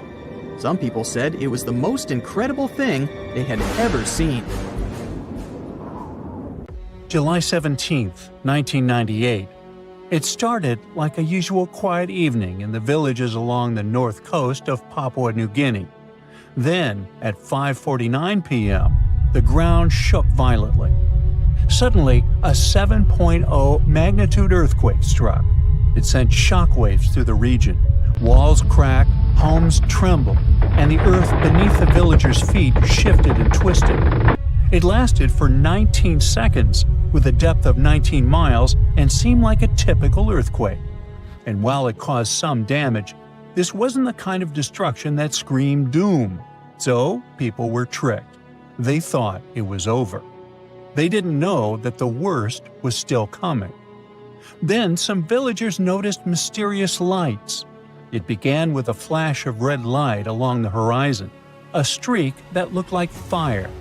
It appeared shortly after the initial earthquake, stretching across the northern sky above the ocean. It flared brilliantly, then vanished in an instant. What could it have been? People started speculating whether it's a warning about something or just sunlight reflecting strangely. But just as it disappeared, it was followed by a loud booming sound from the sea. No one knew what that meant, and some villagers went to the beach, curious to scan the views. What they noticed there chilled them to their core. The ocean looked wrong. The water wasn't calm. It churned, bubbled, and boiled in an eerie, unnatural way. That's when they saw it. A massive wave building in the distance, rushing toward them with terrifying speed. Panic spread like wildfire. People climbed trees, pushed boats into the lagoon, hoping to escape the approaching monster. Unfortunately, it was too late. The first wave hit with unimaginable force and swept away entire villages in an instant.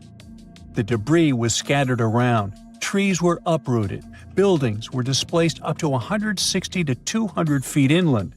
Even decades later, some of these affected villages can't be accessed by roads. At the same time, another strange phenomenon emerged. Many people described a red glow at the crest of the tsunami, as though the wave carried fire in its peak. They described an eerie glow as the wave approached the shoreline, a deep and unearthly hue, visible even from far-off places like Itape. And this was only the beginning. 2 more waves followed in quick succession. The second one was the most horrifying, from 33 to almost 50 feet high. By the time the ocean finally receded, The coastline was unrecognizable. After the waves had ravaged everything, leaving villages in ruins, the sky put on one final display. Survivors described a yellow or yellow-red glow illuminating the sky over the ocean. One man who survived by climbing up a tree saw the glow lingering over the horizon, stretching toward the direction of Arap and Atape. At Malol, the Sisters of the Mission looked out to the sea and were stunned by the surreal calm of the golden water. It was still as glass and lit by this unearthly glow. The glow was so vivid, it lit up the entire devastated landscape. Luckily, this allowed survivors to begin searching for their missing loved ones. A lot of people believe these lights were supernatural, an omen of sorts. This event ended up being catastrophic, sudden, and unpredictable. The Royal Australian Air Force responded immediately, sending in planes with relief supplies. People started an investigation. What exactly caused this disaster? Turns out, this tsunami wasn't like most others. Tsunami waves are very different from regular ones. We usually imagine huge breaking waves next to the beach. But they might first look like the water is rushing away from the shore. Stay vigilant because this is a warning sign. The water will come back very quickly and rise like a massive tide, often with devastating force. Rarely they come alone. They often arrive in a series, destroying everything along the coastline. They happen when a large amount of water in the ocean or a big lake gets suddenly pushed out of place. The main causes are usually earthquakes, which happen when the Earth's tectonic plates shift suddenly under the ocean.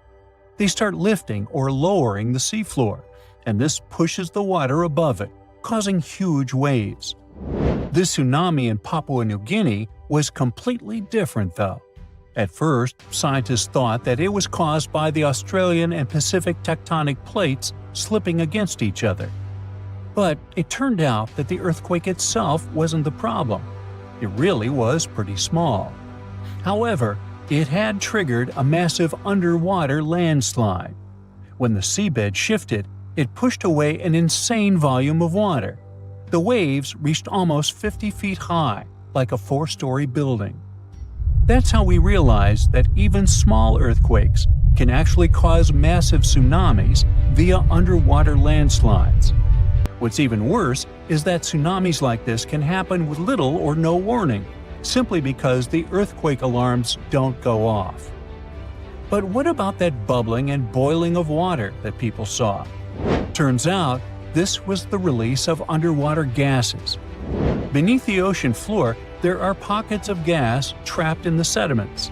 For example, methane, which is often found in oil and gas fields, or hydrogen sulfide, a gas that smells like rotten eggs. During the earthquake, the seabed probably cracked or shifted, releasing these gases into the water. This caused bubbling or boiling.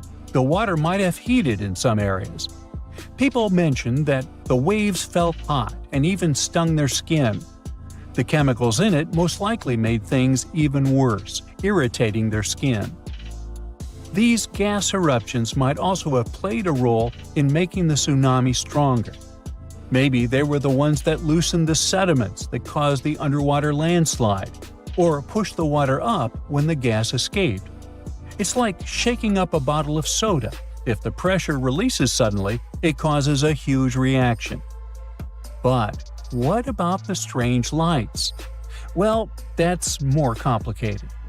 There's a phenomenon called earthquake lights. They happen all around the world, flashes, glows, or aurora-like effects. Although they're usually white, bluish, or even multicolored.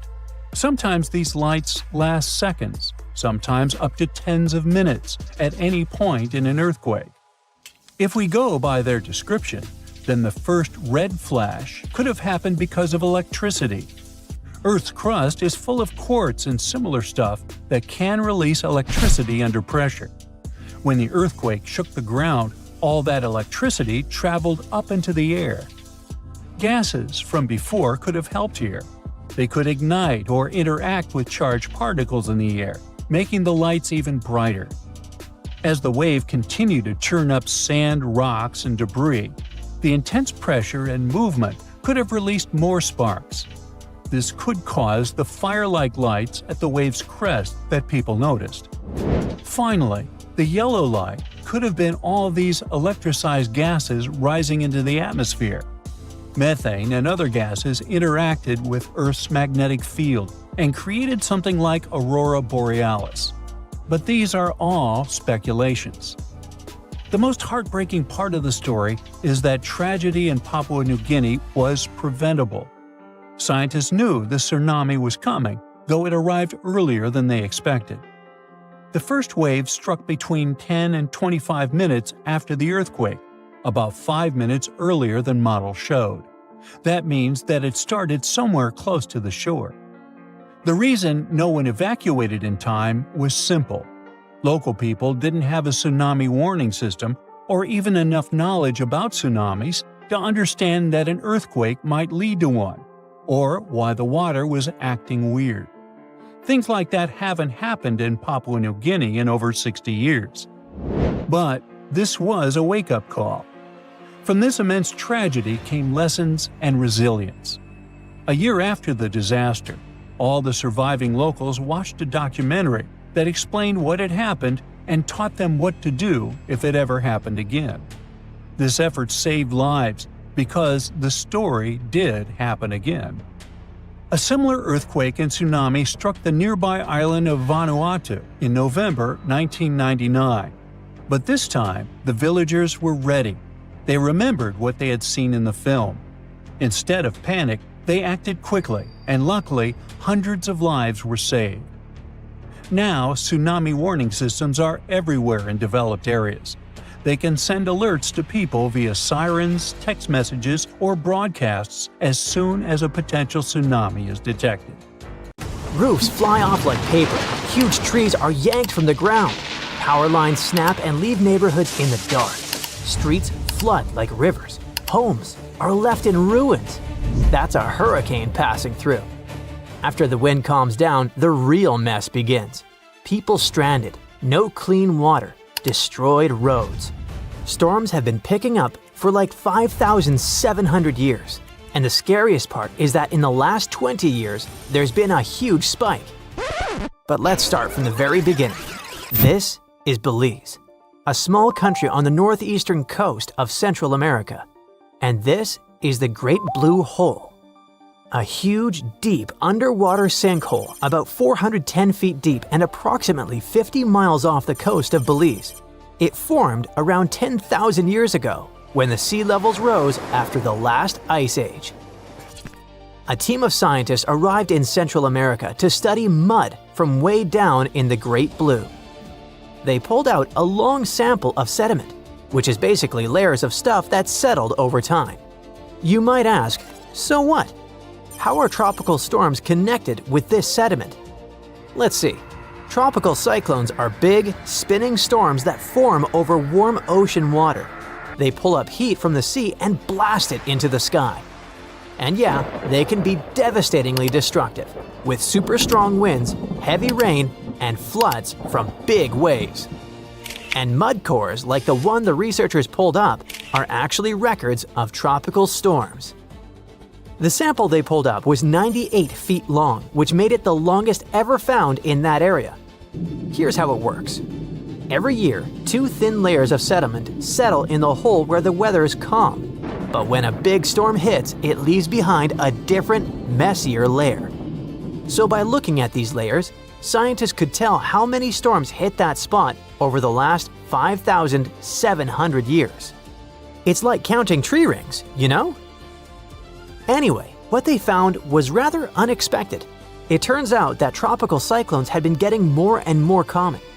The lead researcher said that over the past 6,000 years, there were usually between 4 and 16 tropical storms or hurricanes every 100 years. But just in the last 20 years alone, they found signs of 9 storms in that same little area.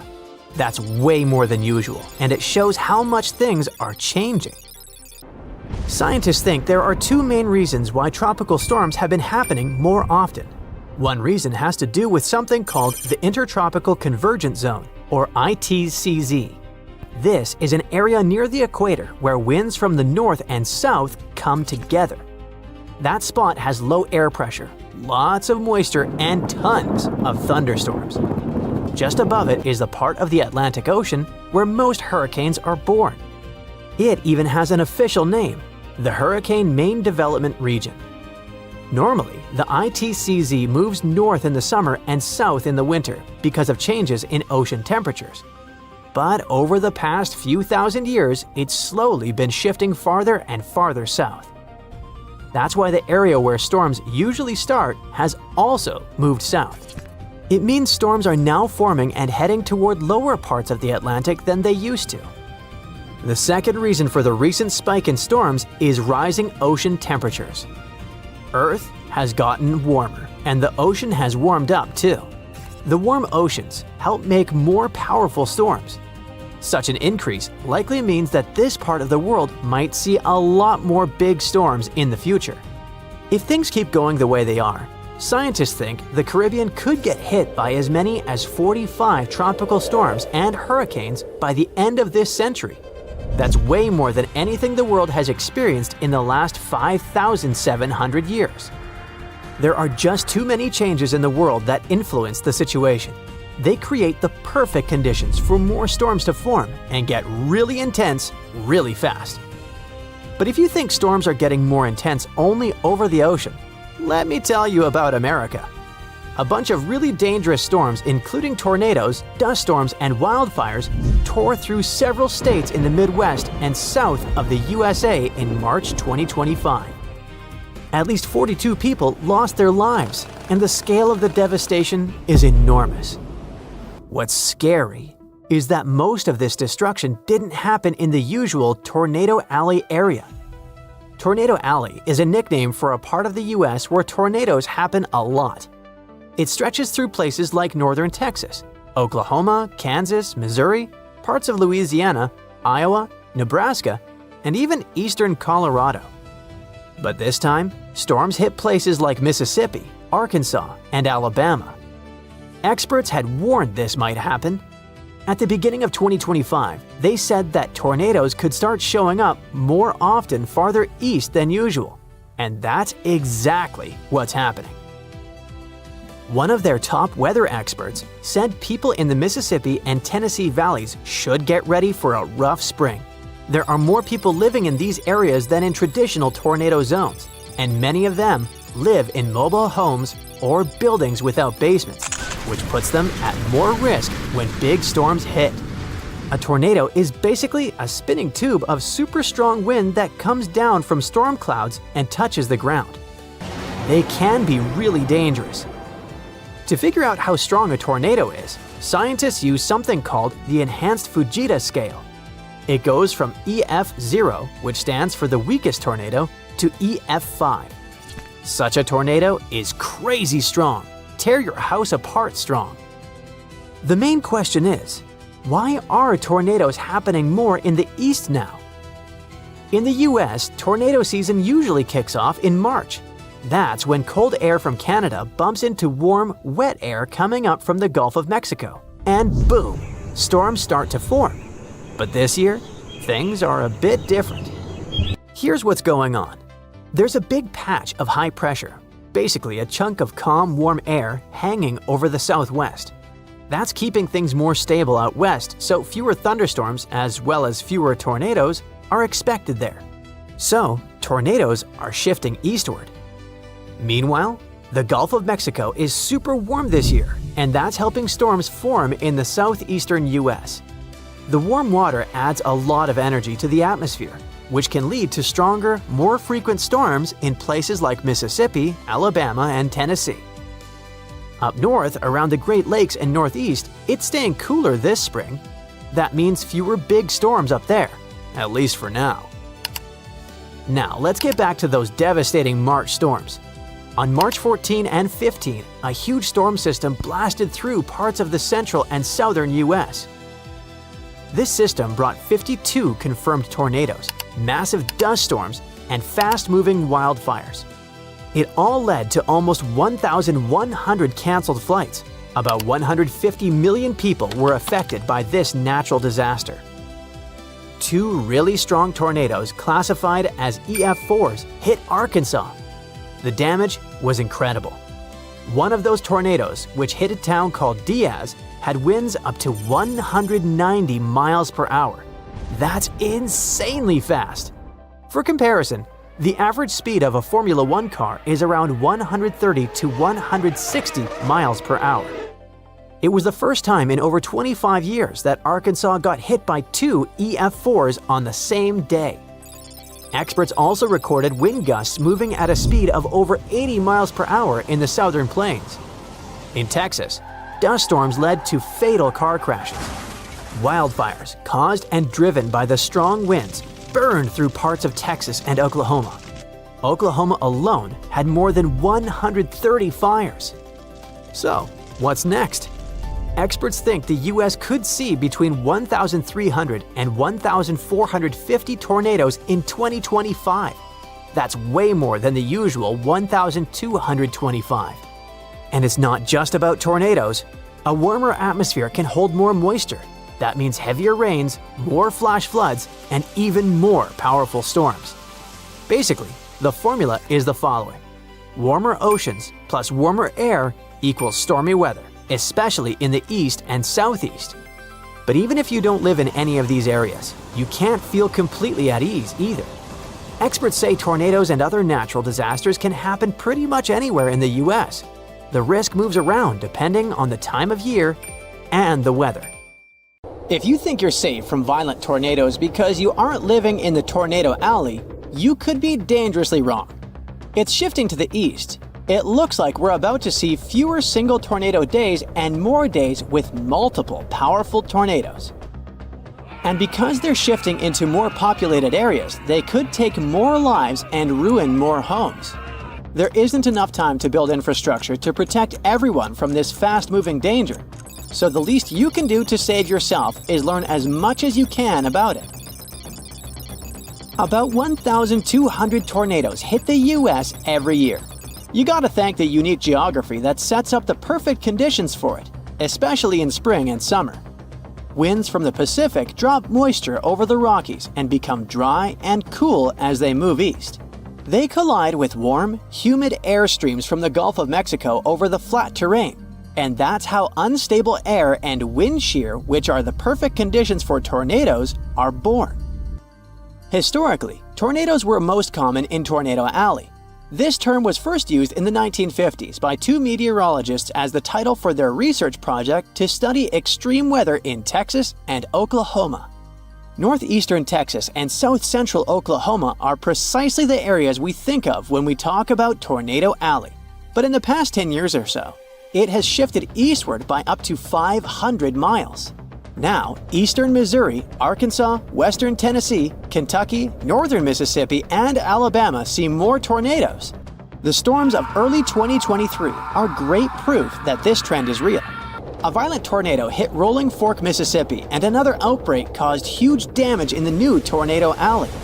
Data from the past 2 years shows that large tornado outbreaks with multiple twisters from a single weather system are also moving eastward and becoming more frequent and intense. The Tornado Alley is shifting eastward mainly because of supercells. Those strong thunderstorms with rotating updrafts create new tornadoes. Supercells form when warm, humid air near the ground interacts with cool, dry air higher up. You can say that we're living in the middle of a natural experiment.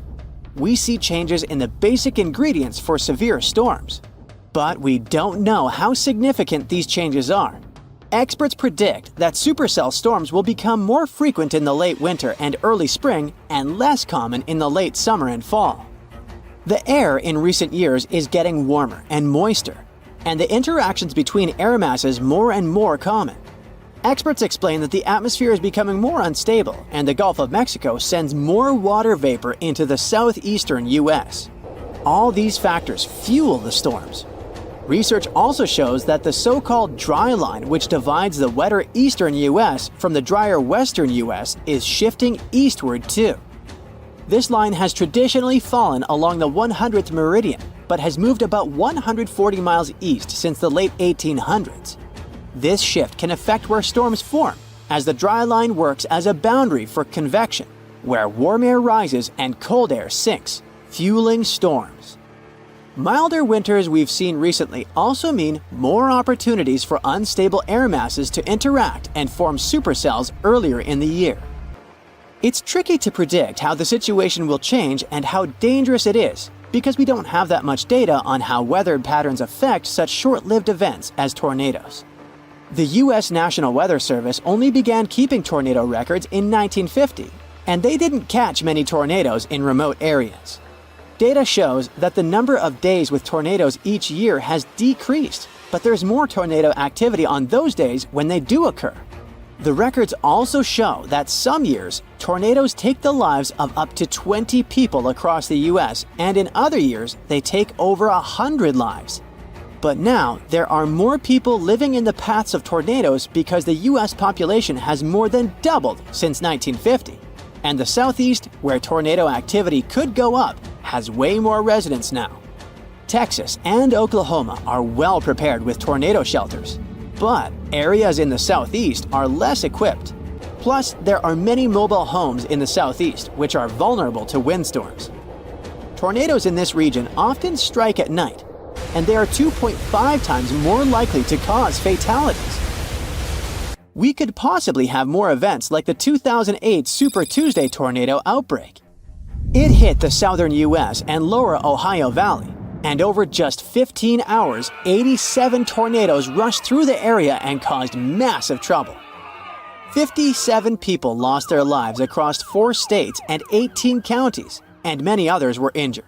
The tornadoes were fueled by strong low-pressure systems that brought record warmth.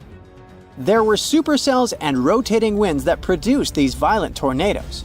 Early on February 5th, a squall line developed from eastern Texas to Missouri and moved east. One of the most intense tornadoes traveled 122 miles over 2 hours. By the early morning of February 6th, the severe weather threat shifted to the eastern U.S. It caused wind damage as the cold moved out to the Atlantic, with snow and freezing rain from Iowa to Quebec. It ruined many homes and even swept some of them from their foundation, made mobile homes fly, blew many vehicles and tractor trailers off Interstate 40, and threw some cars on trees. There were wind gusts over 50 miles an hour from Arkansas to Indiana, hail the size of softballs, toppled trees, and power outages everywhere. Some areas were flooded because of heavy rains and melting snow. All this led to over 1,000 flight cancellations at Chicago's O'Hare and disruptions at Toronto's airport. The data from scientists can help new areas of the U.S. prepare for more tornadoes coming their way. The people in authority will also need to improve community shelters and warning systems and educate the locals on tornado safety. You can also get prepared by learning 3 basic rules: get in, get down, and cover up. When you hear the warning for an upcoming tornado, get into the most interior room in your house and stay away from doors and windows. If you have a basement or an underground tornado shelter, hide there. If not, just be on the lowest floor possible. You can use whatever's at hand to protect yourself from debris. Clothing, pillows, blankets, a mattress, or a bulky table. Anything will do. There's a tip that says that the bathroom is the safest place to hide. It makes sense because those are mostly right in the center of homes. In March 2023, a man and his girlfriend in Rolling Fork, Mississippi survived a tornado in their bathtub. It got thrown into the air but landed safely amid the wreckage of their mobile home. But there's actually nothing extra safe about being in a bathtub with a mattress. Closets and walk-in showers that are deep inside the building can also offer good protection. Don't use elevators. You can get trapped inside if there's a power outage. Stay in your shelter until you're sure the tornado threat is over. If you can, listen for updates from the National Weather Service, local radio, or TV. Multiple tornadoes can hit the same area, so it might not be safe to leave even after one has passed. When you do leave your shelter, be very careful. There could be flooding, debris, collapsing buildings, and blocked roads. Stay away from fallen power lines and puddles with wires in them, and don't use matches or lighters in case of gas leaks. Stay away from damaged buildings as they could collapse at any time. Being in a car during a tornado isn't much safer than being out in the open or in a parking lot. Many people get injured trying to drive away from storms. Tornadoes can produce hailstones the size of softballs and can easily smash a windshield. If you find yourself outside when a tornado hits, try to get inside any building you can find. If that's not possible, get as low as you can. Even a ditch or culvert can be safer than your vehicle. Our planet has known terrible floods, powerful tornadoes, destructive hurricanes. Those dangerous natural disasters are familiar to us. Just picture this. Winds howling through the atmosphere at about 500 miles per hour, and they can stick around for weeks. These insane winds have the potential to damage the ozone layer, making our Earth a hostile place for life. It's not some wild Netflix dystopia. These are real-life hypercanes. A hypercane is a hypothetical extreme tropical cyclone the likes of which we've never known. To kick off a cyclone, the sea surface temps have to hit around 122 degrees Fahrenheit, basically hot enough to sear a rare steak. It's tough to imagine, especially since that's nearly 22 degrees hotter than the highest ocean temperature ever recorded. Yep, the hottest ocean water ever was recorded in Kuwait in July 2020. What could cause such a serious increase in temperature? A powerful comet or asteroid impact, an eruption of a supervolcano, or a large underwater eruption. There's even a theory that a series of hypercanes could have sped up the demise of non-avian dinos after the infamous asteroid impact. An important difference between a hypercane and any present-day hurricane is that a hypercane would rise as far as the upper stratosphere. That's up to 25 to 35 miles over the surface of our planet. Meanwhile, present-day hurricanes only go as high as the lower stratosphere, up to 6 miles above Earth. It would make a dramatic, catastrophic difference, but we'll talk more about it later. Hypercanes could gust to 600 miles per hour. For comparison, the most powerful recorded tropical cyclone in terms of maximum sustained winds was Hurricane Patricia. At its peak, it reached a speed of 215 miles per hour. This speed pales in comparison with that of a hypercane. Can you imagine how much destruction such a natural disaster could cause? Should they ever form, hypercanes will also have an enormous lifespan. They could rage for a couple of weeks, if not more. Extremely low pressure inside hypercanes would support massive storm systems the size of North America. At the same time, hypercanes could be as small as 15 miles across. Such relatively tiny formations would lose their strength in no time after wandering into colder waters. On the other hand, the waters after a hypercane could hypothetically remain hot for weeks, hot enough for more hypercanes to form. Since a hypercane would reach far up into the stratosphere, there would be a real chance it could damage Earth's ozone layer. And it would have devastating consequences for life on our planet. The ozone layer absorbs some of the harmful radiation from the sun, preventing it from reaching the planet's surface. Let's just hope to never see a hypercane in our lifetime. Another potential disaster that could seriously harm Earth could be the activity of our very own sun. I mean a massive solar flare. Few natural disasters can wreak as much global havoc. A solar flare wouldn't destroy buildings like a tsunami or earthquake. It wouldn't end lives in the same way an asteroid or a supervolcano would. But if the worst comes to the worst, it would destroy the entire electronic infrastructure of our planet. Recovering from the consequences of this catastrophe would cost trillions of dollars. An incredibly powerful solar flare could cause loads of infrastructures to fail, including communication, medicine, banking systems, and transportation. Earth would be left without electricity for a long time, and people wouldn't be able to reboot the already broken power grids. Water supply systems would be out of order. There would be no food in supermarkets. In 1859, people in different parts of the world woke up in the middle of the night because it was so light outside, they thought it was already morning. The skies were illuminated with colorful auroras. They showed up even in the regions where no one had seen them before, like the Bahamas, Hawaii, or Jamaica. Telegraphs got electrically charged, even though they were disconnected. Fires started in many regions. In other words, the consequences were already catastrophic, even when technology barely existed. Imagine the avalanche of problems a solar flare could trigger today. Then there are gamma-ray bursts. You can't come across this kind of radiation in your everyday life. A gamma-ray burst occurs when two neutron stars collide when a massive star collapses. Gamma rays could turn into a serious danger to our home planet. If a gamma-ray burst happened close to Earth, it would likely rip our ozone layer away. And you already know how crucial this layer is. Plus, gamma rays could create ground ozone.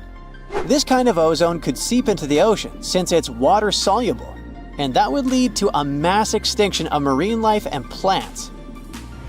According to some theories, if a gamma-ray burst occurred within around 200 light-years away from Earth and its jets were pointed directly at us, our planet would be vaporized. If the distance was greater, but still in the Milky Way, the resulting radiation would sterilize all life on the side of the Earth pointing towards the burst. Another catastrophe that could potentially destroy our planet might be a super eruption, an eruption of a supervolcano.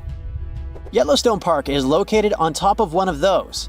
The last massive eruption in that region happened about 664,000 years ago. The next eruption might be due anytime soon. Luckily, at the moment, there's no evidence that the supervolcano is waking up or getting ready for an eruption. But if it did happen, a massive column of lava and ash would shoot up into the air to a height of several miles. The volcano would keep pumping ash for days on end.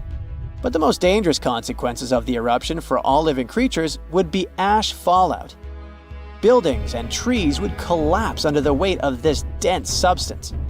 In just a couple of days, a 10-foot layer of ash would cover the territory of about 50 miles around the center of the eruption. After the ash got into the stratosphere, the temperatures would start to drop all over the world. The eruption would most likely be rich in sulfur, an effective sunblocker. So soon it would get so cold that there would be no summer in the entire world for a few following years. It would be hard for animals to find food and clean water. Earth could also encounter a wandering black hole, a region in space where gravity is so powerful that not even light can escape its clutches. At the moment, the nearest to us black hole is around 1,500 light-years away. Seems like there's nothing to worry about. Well, until you find out about wandering black holes. Now things definitely get creepier. If such a black hole entered the solar system, Earth would be doomed. Recently, for the first time ever, astronomers have found a solitary wandering black hole in our home galaxy.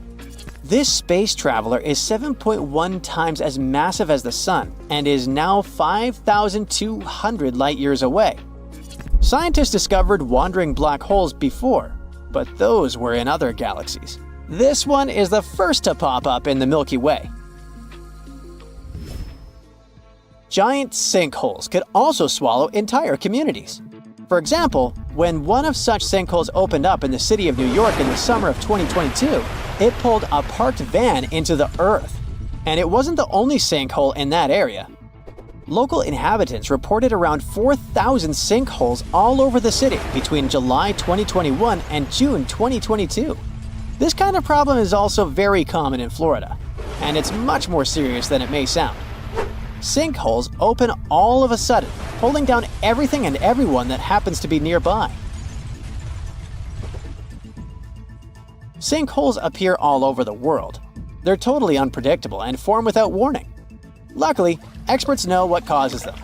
In some regions, there are vast areas of groundwater. But during droughts, this water dries up, which creates large, empty caverns. After heavy rains, the surface over such a cavern is likely to collapse, creating a sinkhole within minutes.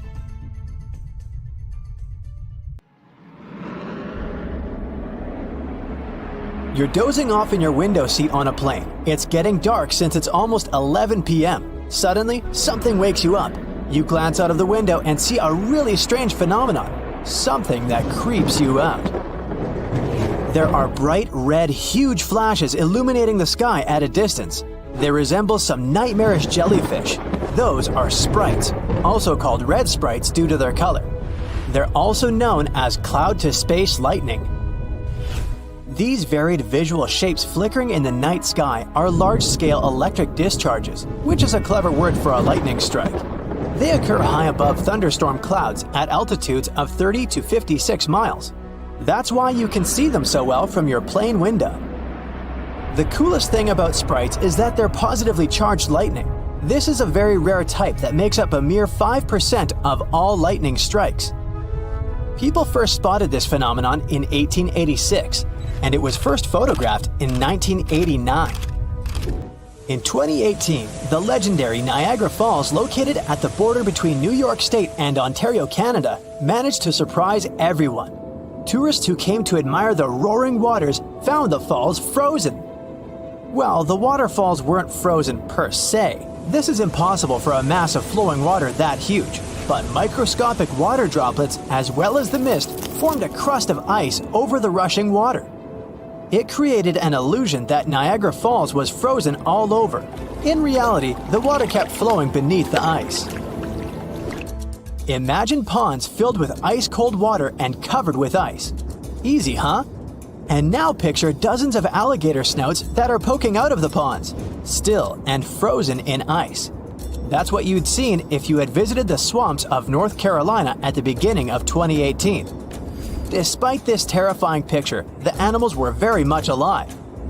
That was a very special crocodile way to survive abnormally cold weather. Since their nostrils were above water, the animals could breathe. Meanwhile, their bodies were in a hibernation-like state. It allowed the animals to conserve energy and stay warm. In the winter of 2018, the inhabitants of the Sahara Desert, one of the driest and hottest places on the planet, woke up to discover a thick layer of snow covering the sand. In some places, its depth reached a staggering 15 inches.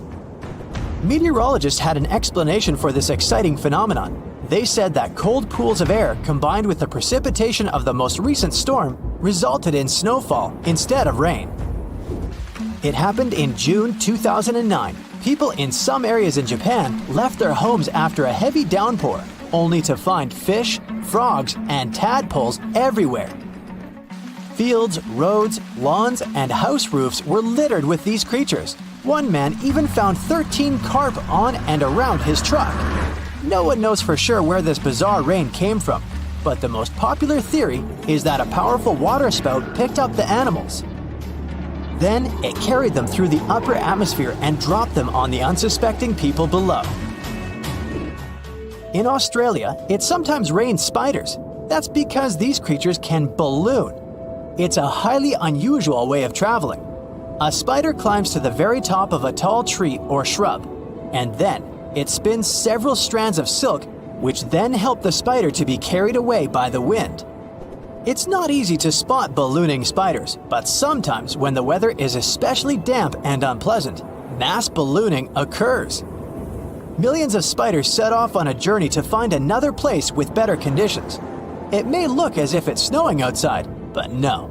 Those are spiders drifting down to the ground. The world's longest lightning storms happen in Venezuela and can last for 9 hours per day. The heart of the storm is over Lake Maracaibo, and the clouds tower way higher than your regular thunderstorm clouds.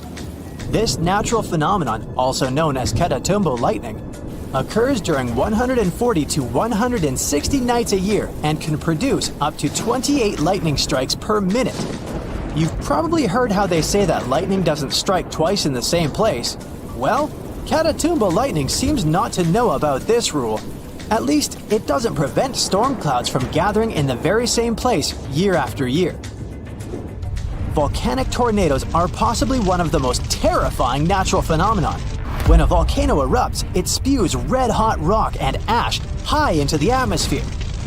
And solid lava pieces and hot gases travel down the volcano's slope. When this flow is moving down, some of the trapped gases begin to rise and spin at the same time. They get squeezed by the surrounding air, which makes them spin faster and faster. That's how a volcanic tornado gets born. Luckily, this phenomenon has a very short lifespan. Even though the island of Newfoundland in Canada can't be called the warmest place on Earth, it's still not that cold. But imagine having to shovel snow in front of your house just several days before your summer vacation. Well, that's exactly what happened on the island in June 2018. A cold storm that came from the coast of Newfoundland covered several regions of the islands with a 2-inch layer of snow. On top of that, the temperature broke all the records as well. During a Newfoundland summer, it's about 66 degrees on average, and 90 degrees on a very hot day. But that infamous June impressed people with only 37 degrees Fahrenheit in the morning. Brrr! Morning glory clouds are extremely rare. They look like massive tubes stretching across the sky. They can snake for more than 600 miles, sitting relatively low. Most researchers agree that these clouds appear when an updraft squeezes through the cloud. This creates the signature rolling appearance. The cool air at the back of the cloud makes it sink downward. The best but not the only place to see the morning glory is Australia's Gulf of Carpentaria. If you decide to travel there to see these clouds, choose a period from late September to early November.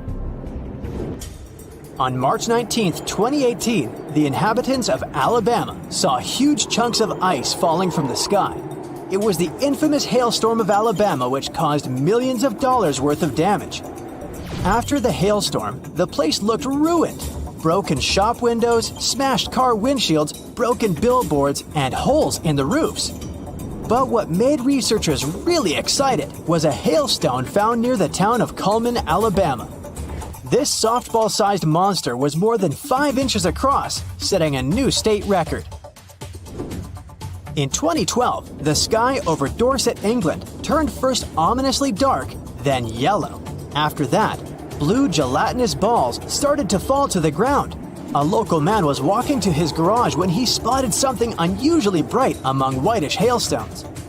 When researchers examined this jelly rain, they found out that the balls were made of the substance used in diapers or potting soil.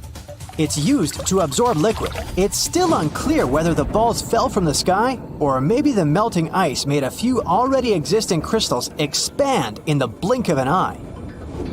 In March 2018, people in northern Nevada could see the rarest and most bizarre cloud ever, a horseshoe cloud. It sure looks bizarre and kinda scary. But meteorologists know that this interestingly shaped vortex happens when a flat cloud travels over a column of warm, rising air. This air creates the shape and adds some spin to the cloud's movements. Such clouds are very fleeting and usually last for only several minutes. Cylindrical snow donuts occur when a wind gust decides to play snowballs. It starts to roll some snow across a snowy area. If it was a real snowball, it would eventually become too heavy for the wind to move. But the center of a snow donut is hollowed out.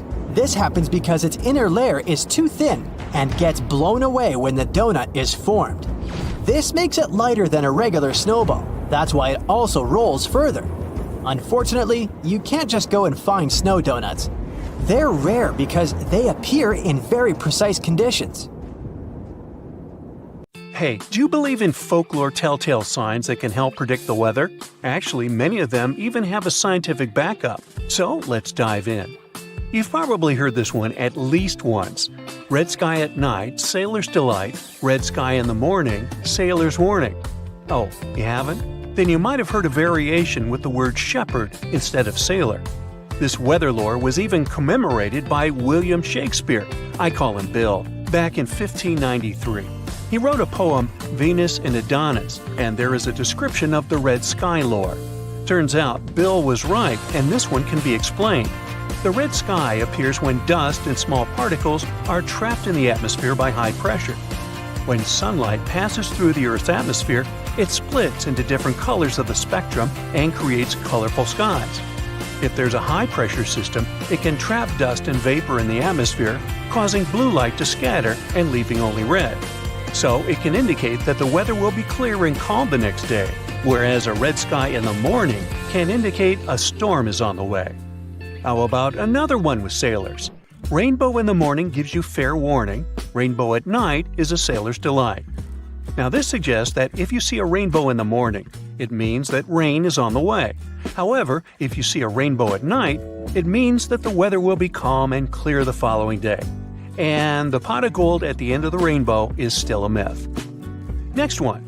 They say no weather is ill if the wind be still. This one's pretty logical too. Calm weather conditions show us that the pressure is high in this area. Highs are regions of descending air, and they prevent bad weather phenomena, such as clouds and precipitation, from forming. But there's more to that. Actually, calm conditions may be a true sign that bad weather's on the way. We often call it the calm before the storm. Have you ever seen this halo around the sun or moon? Well, it's another telltale weather sign. Next time you spot such a halo, make sure to grab an umbrella before you leave the house. This phenomenon occurs because of refraction.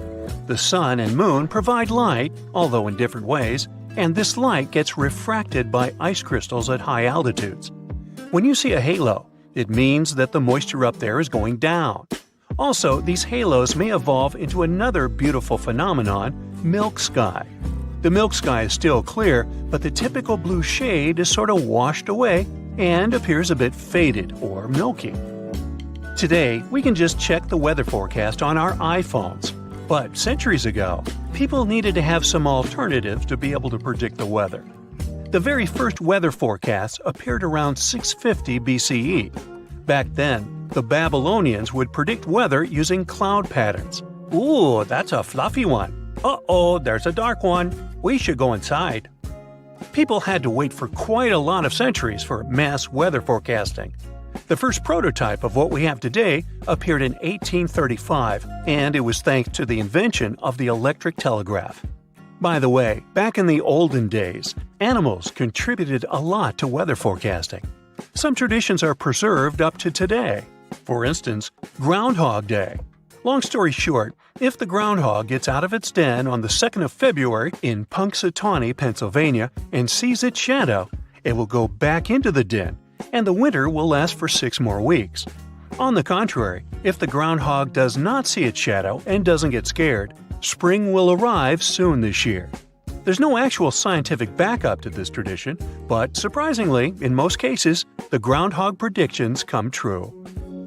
Well, in the US, people get predictions from groundhogs. In Croatia and Serbia, people use bears to see if spring's on the way.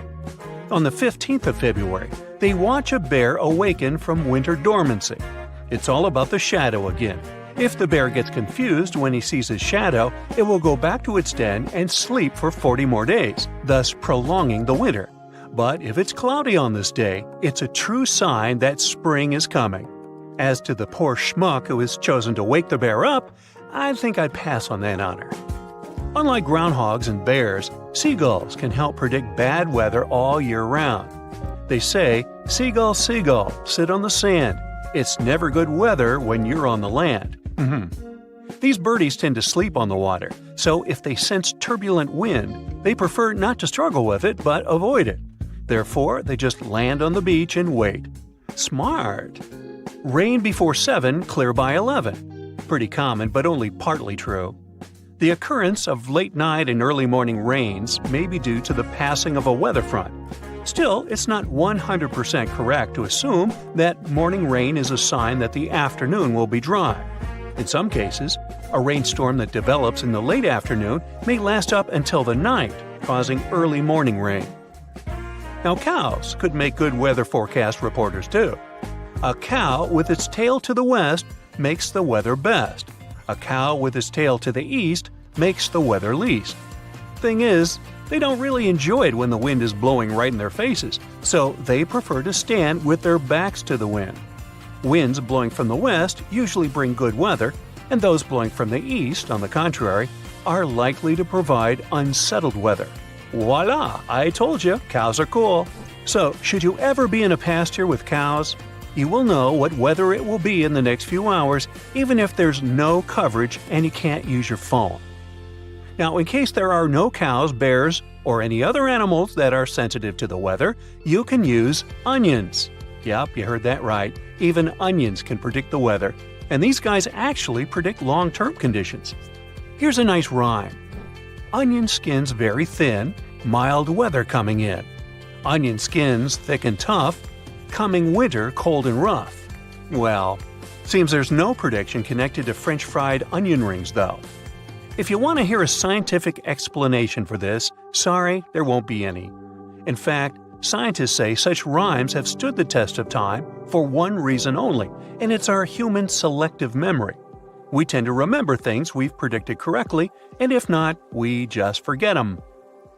Oaks and maples can be helpful though, due to their ability to curl leaves when the humidity is very high and the wind's blowing strongly. So, when leaves turn their back, 'tis a sign it's going to rain, turns out to be quite a true saying. There's even a rhyme for it. When the leaves show their undersides, be very sure that rain betides. I know, betides, it's kind of a forced rhyme, but it is a word, it means happens. Okay, time to move on, let's not beat a dead horse, which, by the way, is not a weather predictor. So hey, did you know that you can even use your friends to predict the weather? Our human body is way more multifunctional than you could have imagined. Here's another short rhyme to prove we humans have superpowers. For instance, our body can predict rain. I know ladies by the score whose hair foretells the storm. Long before it begins to pour, their curls take a drooping form. See? I bet you've noticed it many times and maybe even correlated that our hair may act weirdly when the humidity rises. It may expand in length due to humid air, and naturally curly hair may droop. Naturally straight hair, vice versa, may even curl up a bit. If you have blonde hair, you're even more potent at rain forecasting, as it's more sensitive to humidity. On to more precise predictions. Yeah, it's cool to predict the weather, but what about predicting temperature? You can tell the temperature by counting a cricket's chirps. These guys are quite accurate thermometers. When it's warm, they chirp faster. When it's cold, their chirps get slower. Now, here's what you need to do to get the temperature. Count their chirps for 14 seconds, and then add 40 to the resulting number of chirps. Now comes the disclaimer. Crickets only work in Fahrenheit. For Celsius, you'll need to do some extra calculations. While not all weather lures are accurate all the time, they can be a fun way to predict the weather and connect with nature. Meanwhile, my hair is turning frizzy, so I'll grab an umbrella. June 29th, 1764, seemed like a regular day in one small picturesque town in Germany, Waldeck. Residents were in church. Little did they know that a powerful storm was about to hit the area. It wasn't just an ordinary storm, it was a strong, swirling tornado getting closer and closer. It was an F2 tornado at the beginning, strong enough to uproot trees like oaks and beeches. But as time went by, it grew and became more powerful. It even picked up 2 children on its way and threw them into a lake. Something strange happened too. The water level in the lake rose and then quickly retreated. Leaving the lake behind, the tornado struck a house, tearing off the roof and knocking down the walls. Then the tornado changed direction and headed east-northeast, increasing its intensity to F3 level. That's when something fascinating happened.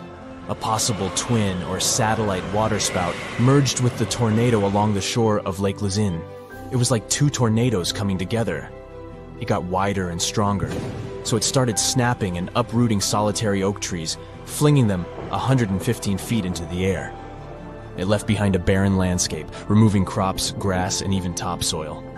Back then, people couldn't even read or write very well, let alone use devices that could predict a tornado. This one was so strong it destroyed houses, barns, and even uprooted trees. Such a terrifying thing to see. But there was something special about the church people were in. It had strong stone walls, so they were safe inside, even though everything outside was getting destroyed. They didn't even realize how lucky they were until later. With winds estimated to be over 300 mph, it was unstoppable. The tornado traveled a distance of 19 miles and stretched to a maximum width of 0.6 miles. A raging storm threw tree branches so high, people believed they ended up in the atmosphere. Another strange thing about this tornado was that it occurred during a dry storm. There was very little rain reported, but the storm still managed to make such a mess. It even produced large hailstones, some as big as 5.9 inches in diameter. Just imagine chunks of ice that large falling from the sky.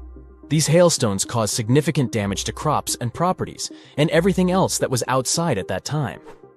After the storm passed, one scientist, Gottlob Burchard Gensmer, studied the damage and talked to people who had witnessed the tornado, only to realize this was one of the strongest tornadoes ever recorded in history. It reached F5, the highest rating on what's called the Fujita scale, which measures tornado strength.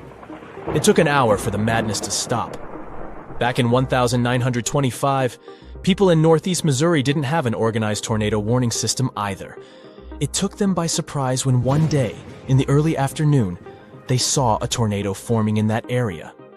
At first, it was a small one that briefly lifted off the ground. But as time went by, it started growing into a massive monster. Meanwhile, in West Frankfort, Illinois, some miners were working deep underground, about 500 feet below the surface. Suddenly, the power went out, and they knew something was wrong. They quickly started climbing up the shaft to get to the surface. When they finally made it, they were in for a terrible shock because of the devastating consequences of this giant tornado. The tornado didn't even stop there. It kept on making a mess as it traveled a long distance. It plowed through the land for a whopping 219 miles, all the way from near Redford, Missouri to the east of Princeton, Indiana. It moved at a crazy speed of 73 miles an hour. In one town, Murfreesboro, Illinois, the tornado wiped out a staggering 100 blocks of the town, plus another 70 blocks ended up destroyed by fire. In another town, Griffin, Indiana, not a single building was left standing. The tornado got weaker only at 4:30 in the afternoon. This tornado, known as the Tri-State Tornado, really made history as the worst and longest-lasting tornado ever recorded in the United States. In April 1965, people in the region of the Great Lakes started complaining about this weird heat. The forecast showed no storms for that area. It was because of thunderstorms sweeping across the upper Midwest of the United States. These storms were insane and so powerful they created 51 tornadoes in just 12 hours. The states of Indiana, Ohio, and Michigan ended up being hit particularly hard.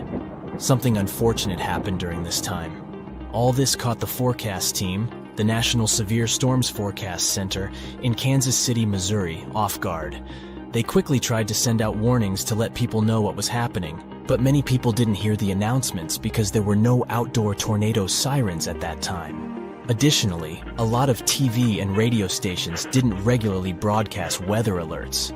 Power was gone, and telephone lines didn't work, which meant many towns were completely cut off from communications.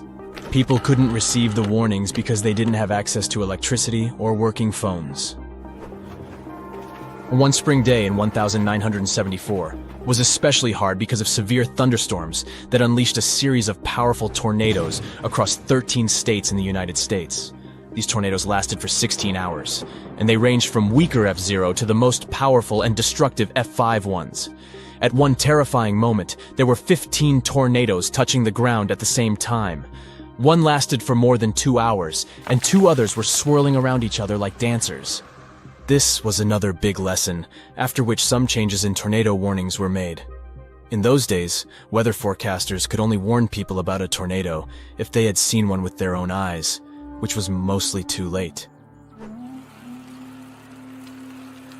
April 26, 1989, at around 6:30 in the afternoon, the sky above one district, Maniganj in Bangladesh, turned dark and ominous. The tornado began its journey from one point, Daulatpur, and moved swiftly eastward, Saturia, Maniganj Sadar. People living in that region had already been facing a severe drought, and little did they know there were even worse scenarios coming. The storm was fierce, stretching about 10 miles long and 1 mile wide. It covered a relatively small area, but it still caused enormous damage. It tore through the land and blew away buildings, thousands of trees, strong and rooted for years, and everything else in its path. The countryside of Marsala in western Sicily is really beautiful. But it wasn't so stunning on December 8th, 1851. 2 fierce tornadoes suddenly swept across the land, leaving nothing but chaos. As they moved, they brought along heavy rain and hailstorms, causing even more damage to the already vulnerable farmlands. One town, Castellammare, had an amazing harbor with plenty of ships, and it suffered great damage. The news of this devastating event reached far and wide, even making its way to the Illustrated London News. The outbreak in Oklahoma from 24 years ago, May 3rd, 1999, was tough too. Just one stormy day caused enormous damage from Texas all the way up to South Dakota. At least 45 tornadoes touched down, and Oklahoma was hit the hardest with an F5 tornado. The story seemed familiar. What first seemed like a small twister quickly grew into a massive force that, at one point, measured 1 mile in width. This one ripped asphalt from roads, peeling it away in layers like fragile paper. It tore the vegetation away and even wrapped roofing materials around power lines. NASA scientists studied the area using satellites. They realized it would take between 10 to 20 years for the vegetation to fully regrow in the region where the tornado left nothing but muddy, barren land. Oklahoma is in a pretty unfortunate spot when it comes to tornadoes. Take 1947 as an example. The Woodward tornado got named after the city it had struck. This monstrous tornado was massive. It reached 1.8 miles in width, and it raced forward at an incredible speed of around 50 mph. Before reaching Woodward, the tornado had already caused a lot of mess in other towns along its path. But it was in Woodward where it unleashed its worst fury. Without any warning, it struck the city at 8:42 in the evening, catching the residents by surprise. Communication with the outside world was cut off, leaving families uncertain about the fate of their loved ones. As if one tornado isn't enough, some areas get struck by a series of them. In 1908, an outbreak of tornadoes swept across the eastern part of the United States, from Texas to Georgia and then northward from Oklahoma to Tennessee. At least 34 tornadoes touched down. Nature showed no mercy. Buildings were torn apart, and once thriving streets were reduced to rubble. The Fujita scale measures tornado strength based on two things: the speed of the winds and the amount of destruction caused. F5 tornadoes are the strongest, most destructive ones.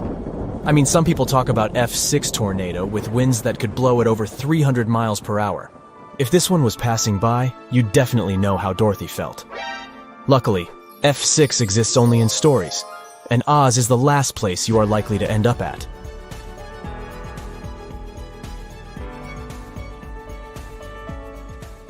People stop their cars on the highway, get out of them, and lift their heads in wonder. In the cities, everyone takes to the streets. Balconies and rooftops of houses are full of people staring at the moon in shock. It's red. Some people scream that it's the end of the world. Some seek shelter. Indeed, the usual white moon now looks like it's been doused in red paint. There's no need to be afraid if you see such a thing. On the contrary, enjoy the view, because you have witnessed a rare astronomical phenomenon. This is a total lunar eclipse. Here's the sun. It's in the center of our solar system. Mercury, Venus, and here's Earth and the moon. The Earth takes 365 days to orbit around the star. At the same time, the moon revolves around the Earth and completely orbits our planet in 27 days. The Earth creates a shadow zone, and sometimes the moon passes through it. The shadow is cone-shaped and gradually narrows. The moon is 238,000 miles away. That's like 9 lengths of the equator. At this distance, the width of the shadow is about 2.6 times the width of the moon. When the moon is in this zone, direct sunlight doesn't reach it. That is, it should have disappeared, but instead, it becomes red. All because the sun's rays pass through the Earth's atmosphere. They scatter, and most of the blue light disappears. But the red and orange rays continue and hit the surface of the moon. Voila! You see a phenomenon called the blood moon. By the way, this curvature of light occurs at sunsets and dawns. The atmosphere scatters the blue light, and you see a red and orange sky. If you were standing on the surface of the moon during a total lunar eclipse, planet Earth would be exactly between you and the sun. So you would be able to observe the solar eclipse. The surface of the Earth would become entirely dark for you. All you'd see would be the sun's corona illuminating the edges of the planet. The Earth from the surface of the moon is almost the same size as the moon from the surface of the Earth. Such a red eclipse of the moon is rare because several factors must coincide. One of them is that the moon must be full. Usually, you can see 2 total lunar eclipses a year. In 2038, you'll be able to see 4 such eclipses. And the eclipse itself can last up to 108 minutes. But this is rare, and the last time such a long blood moon was seen was in 2000. Many years ago, people didn't know so many facts about our satellite, and the sight of a red moon frightened them. It was a bad sign and a harbinger of trouble. People who knew the schedule of eclipses could take advantage of it. For example, Christopher Columbus had an astronomical almanac and knew when the next lunar eclipse would occur. He frightened the inhabitants of the Caribbean islands when he predicted the red moon. Once upon a time, the moon used to be a red ball of lava. This was way back in time, 4.5 billion years ago. Now this is our solar system. It's full of dust and asteroids. They're constantly bumping into each other, playing space billiards. This is Earth. It's just beginning to cool off from the constant asteroid and comet impacts. But then, Theia appears on the horizon, a planet the size of Mars. It had a chaotic orbit and was approaching Earth in a spiral. A collision was inevitable, and at one point, one of the biggest crashes in our solar system occurred. Theia struck the Earth at an angle. It ripped out part of the Earth's crust and threw it into space. The Earth, in turn, absorbed part of the planet that rammed it. The debris from the collision circled the Earth for a long time. They were a kind of ring, almost like Saturn's. Debris in orbit collided and piled up around a common center of gravity. And that's how the Earth got the moon. There's a theory that this collision helped give birth to life on our planet. Theia hit the Earth at a perfect angle. If the crash had been head-on, both planets would likely have been destroyed in a massive explosion. If the impact had been tangential, then there wouldn't have been enough debris in Earth's orbit to form the moon. But we got the lucky ticket. The moon stabilized the Earth's rotation. The collision shattered the planet's solid crust and allowed oceans to form. Remember, water is the basis of life. When the cores of Earth and Theia merged, we got a powerful magnetosphere. This protects all living organisms from solar radiation. The moon, along with the sun, controls the tides. Its gravity seems to draw water to it from the Earth's surface. The sun does the same thing. That is, if we imagine the Earth as a ball of water, there would be 2 mountains, one on the moon's side and one on the sun's side. And as the moon moves around the Earth, this mountain of water moves with it. If you were in the open ocean with a tape measure, you would see that the moon is attracting water to itself by about 4 to 6 inches. The moon is gravitationally locked with the Earth. That's why it's always turned to us with one side, like Mercury and the sun. But the moon doesn't stand still. It's gradually moving away from our planet, about 1.5 inches a year. Not quickly, but in about 600 million years, it will have shrunk in our sky so much that we won't be able to see lunar eclipses anymore. Do you see this crater? It's Tycho. It's visible during a full moon because of these bright rays that extend thousands of miles from its epicenter. This is the youngest crater on the moon. Scientists say it appeared there due to a meteorite impact about 109 million years ago. At that time, dinosaurs were roaming the surface of our planet, and they may have seen the impact. It was most likely accompanied by a big explosion and looked like a salute in the night sky. Humanity loves to explore the moon. We've sent a bunch of missions there. A total of 12 people have set foot on the surface of the moon. The gravitational force there is 6 times less than on Earth. So if the average person on our planet weighed about 180 pounds, on the surface of the moon, the scales would only show 30 pounds, like the weight of an average dog. That's why the astronauts moved, jumped, and fell so strangely there. And you would be 6 times stronger on the surface of the moon. Here on Earth, the average person could lift about 130 pounds, but on the moon, you could raise a big motorcycle or a grizzly bear. The surface of the moon is covered with regolith. This is the lunar dust that covers the solid ground. Such dust is good at preserving footprints. Here's the most famous footprint, which gave birth to many crazy theories. Here's the footprint, and here's the shoe that left it. But the shoe is completely flat. This is explained simply. The astronauts wore extra boots for walking on the lunar surface. They have exactly the kind of sole that left these marks. In addition to the footprints, we left many fascinating objects on the moon. Several lunar rovers, a golf ball, flags, and human waste. There's also a lot of broken satellites and rocket parts. All in all, about 413,000 pounds of human-made objects are there. That's the weight of 3 passenger planes, or 31 adult elephants. In the future, we plan to resume missions to the moon. New landers will explore the surface of our satellite to find natural resources there. It's also a great place to test new rovers. We're even going to build something like the International Space Station in the moon's orbit, the Lunar Orbital Platform Gateway.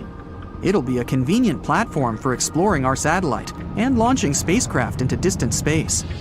If you start from here, the spacecraft won't need to spend almost all its fuel to overcome the force of Earth's gravity. So, such a station would save fuel and money. Scientists hope that we'll be able to mine water from the moon's surface. It's been proven that there's ice there, mostly at the bottom of craters where the sunlight doesn't reach. Perhaps we'll send a rover there that can drill down a few feet into the surface, searching for water. Humanity already has the technology to build a full-fledged colony there. It would take up to 3 days to get there. We just need to get enough solar panels and building materials to the moon. There's no atmosphere on the moon, so potential lunar inhabitants would be defenseless against solar radiation.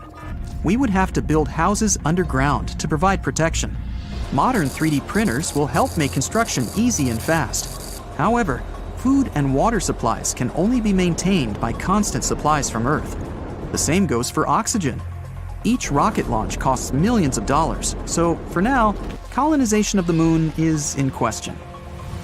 The moon could also become an object for space tourism. Imagine a spaceship launches from Earth, 3 days on the road, and you're orbiting the moon. The lunar module undocks, and you land on the surface. You ride the rover, explore the craters, then return to the lander. The engines start, the lander returns you to orbit. You dock with the ship and return to Earth. Sounds like some pretty great plans for a week's vacation. Ah, Kiev, you've been dreaming of getting here for years. Getting out your trusty camera, you start taking pictures of the cathedrals, aviation museum, and the Dnipro River, when, without warning, there's an enormous boom behind you. Turning around, you see something towering in the distance. It looks like a gigantic explosion. Uh-oh, time to leave fast. In June 2020, what the people of Kiev were looking at was an anvil cloud, a rare storm formation in the sky. Forming when strong air currents carry water vapor upwards, the air expands and spreads out as it hits the bottom of the stratosphere. It pushes the dense cloud into the cool anvil shape you see, and sometimes it even gets to be a mushroom. Anvil clouds produce some of the most dangerous lightning of all storms, one that's called a bolt out of the blue. This lightning strike seems to magically come out of the blue sky with the storm being many miles away. This type of bolt comes from the top of the anvil and can be 10 times more powerful than a typical lightning strike. People got so frightened after witnessing a giant cloud just 60 miles away, thinking something terrible must have happened. The locals had pictures of the large billow on social media before officials could explain what was going on. Authorities managed to calm everyone's fears by informing them it was nothing more than a natural phenomenon, and a beautiful one at that. Before dissipating, these clouds typically stay in one area regardless of how strong the wind is. Touring around the northern tip of Queensland, Australia, way away from those creepy crawlies, it's time to take a break and relax at the beach. Getting comfortable, you notice a great big shadow passes over you, then another, and yet another. Looking up, this weird weather is simply stunning. The clouds are called morning glory, a very rare type of cloud that almost seems to roll across the sky, looking like a massive tube. These clouds can measure up to 600 miles long, even appearing in large groups as well. This phenomenon is the result of an updraft pushing through the cloud, creating a rolling appearance, while moist cooler air at the back causes them to sink downward. Southern India between July and September 2001. People witnessed one of the strangest weather phenomenon in recorded history. The rain was red. What many would have thought to be a typical rainstorm left them shocked. The color was bright enough to stain clothes. There were other colors too, such as green, yellow, brown, and even black. In the middle of a monsoon, red rain started to fall, and did so periodically for several weeks. Researchers have found this unusual rain is stained either by dust or algae, so don't try to catch any on your tongue. Scientists aren't entirely sure how the algae got all the way up there. This does make events like this a little unsettling.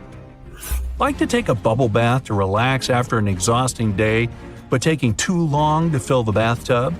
Problem solved. Head to any coastline after a big storm and take a dip. Foamy tides aren't native to any one place or location. They can be formed anywhere in the world. They're most likely to happen along rocky coastlines, like the coast of San Francisco, Northern Ireland, or the Mooloolaba, Australia. Each coast has differing conditions forming the sea foams.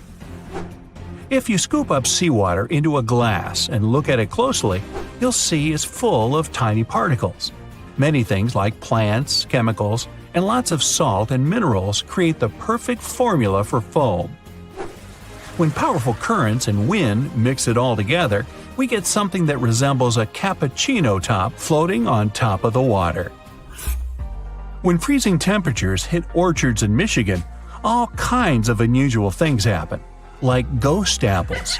No, they're not going to scare you at all. But if you plan on sneaking away one winter to find one, be warned. Everything has to be perfect for this to occur, and it's going to be freezing cold. This is actually a rare weather phenomenon caused by having the apples freeze where they are with rain coating the fruit in a thin layer of ice. The apples then thaw and leak out like applesauce, leaving just the beautiful ice shell behind. The Catatumbo River in Venezuela might be the most electric place in the world, with nearly 300 storm days per year. The lightning storms are so consistent, they're predicted for 3 months in advance. During the wet season in October, you might see 30 lightning flashes in a single minute, a truly shocking experience. With each bolt having the energy to power a single light bulb for 6 months, the impressive display could power all of Venezuela forever. At sunset, strong winds flow around the 3 surrounding mountains, forming storm clouds over the water. As the water droplets of humid air collide with ice crystals from the cold air, it produces the static charges that cause the lightning storms nearly every night. If that wasn't bad enough, some storms have lightning above them as well. Try to take a picture of this one. Jellyfish lightning sprites are electrical discharges high in Earth's atmosphere. They're associated with powerful thunderstorms, but they have nothing to do with rain.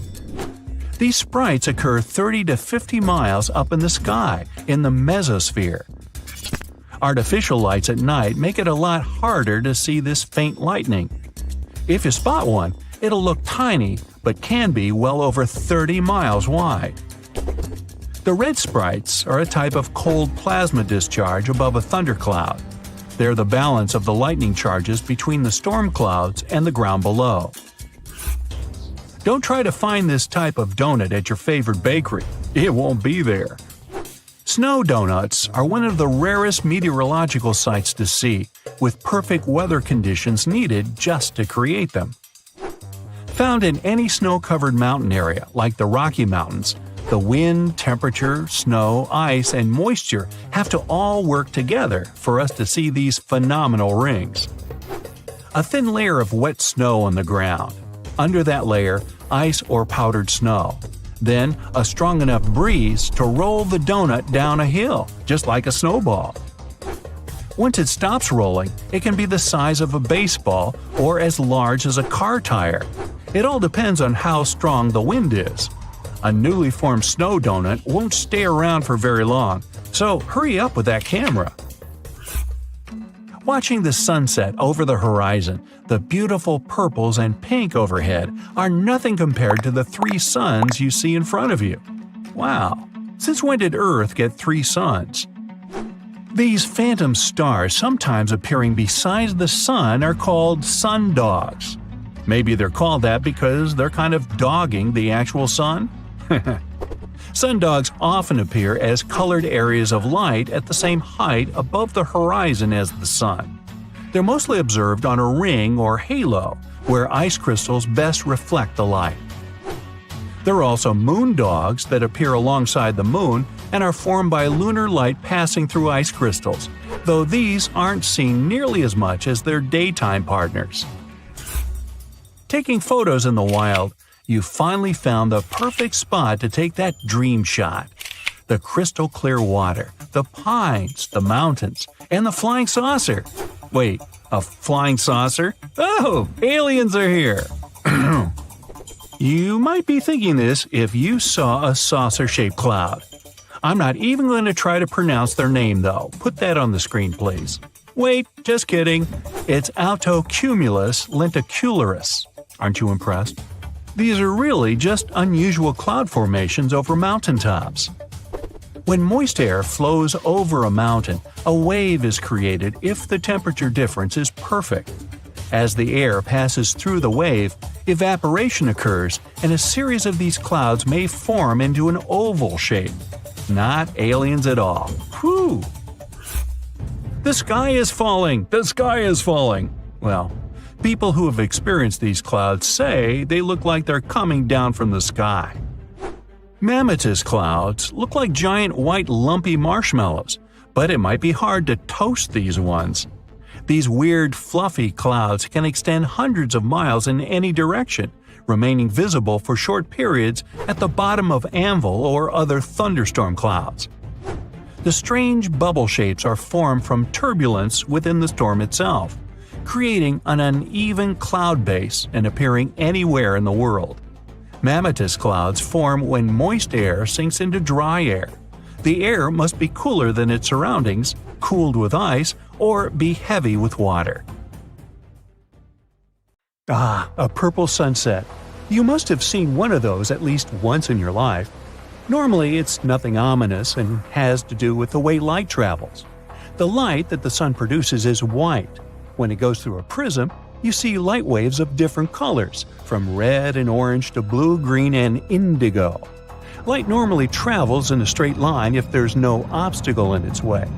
The shorter light waves, including blues and purples, are scattered easier when they meet with those obstacles, like molecules and aerosols in the atmosphere. Because the sun is low on the horizon at sunset and sunrise, its light has to pass through more molecules that scatter the violet and blue light. The colors that your eyes pick up, then, are yellow, orange, and red. But with the right conditions, you can see the gorgeous purple sky.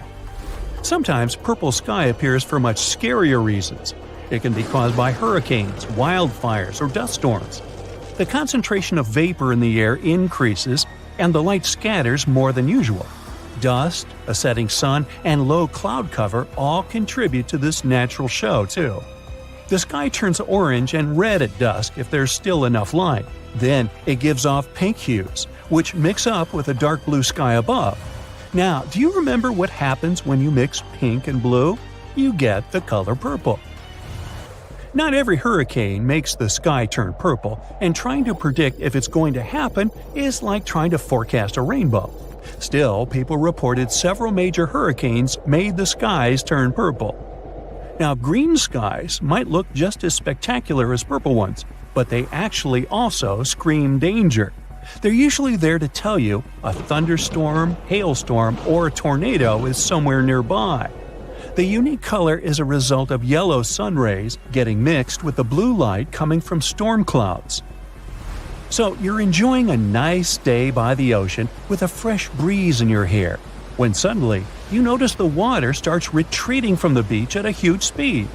This is a sign for you to start running as fast and far away from the beach as you can. This most likely means that a tsunami is on the way. A quick reaction maximizes your chances of survival. Now, if you notice the sea level is rising, But it doesn't seem too extreme. It could be another sign of an approaching tsunami. It happens in 40% of cases, and the incoming water is the first tsunami wave. The next one, way larger and more dangerous, usually follows in about 10 minutes. Another thing about tsunamis is that they like to arrive with some loud sounds. People describe them as thunder, the sound of a locomotive, a helicopter, or just a loud boom. Do you see a channel of choppy water on the beach? It's in your best interest to stay away from the water. There might be a rip current under the surface that can be extremely dangerous. Sometimes waves hit the shore in a weird way, which forms these rip currents. You might see a strange break in the waves, or an area with a different color than the rest of the water. Random bits of seaweed going in all directions is another rip current warning sign. If you happen to find yourself caught in a rip current, try to stay afloat, but don't try to go against the current. You'll only waste precious energy. Scream for help and try to float your way along the beach. Once you break out of the current, swim diagonally to the shore. The next time you spot conically shaped clouds in the sky, remember it's a good time to start looking for some shelter. If it just stays like that, a severe storm is on the way. But if a cloud of that shape starts spinning around, it means it's about to transform into a tornado. If you have bees nearby, they can save you from big trouble one day. These hard-working little guys get more active than usual when they feel like a storm is on the way. They speed up to collect more nectar before it hits them, and once they're done with it, they'll always come back to the hive 10 to 15 minutes before heavy rain, even when there are no obvious signs of it coming. Their secret is super sensitive hairs on the back that can pick up electrostatic buildups from storm clouds. For centuries, people have noticed that animals act weirdly a couple of days before big seismic events. Dogs can't stop barking, cows halt their milk, and toads, rats, and snakes leave their homes. It looks like animals can feel smaller initial shock waves that humans don't even notice. Scientists have tried to find some legit explanation for it and run endless tests and experiments. But so far, they're still on their way to explaining this mystery. Can you smell ozone in the air? When a thunderstorm is on the way, it's the most distinct and pungent smell you can pick up. An electrical charge of lightning sets it free from higher altitudes. The other, more pleasant smell of rain is petrichor. Rainwater wakes up molecules on plants, trees, concrete, and asphalt. Their aroma spreads all over the place. You can even feel that smell in your own mouth. All those positive ions in the air that a lightning bolt sets free gets mixed with ozone and your saliva, and that's how you get that bitter metallic taste.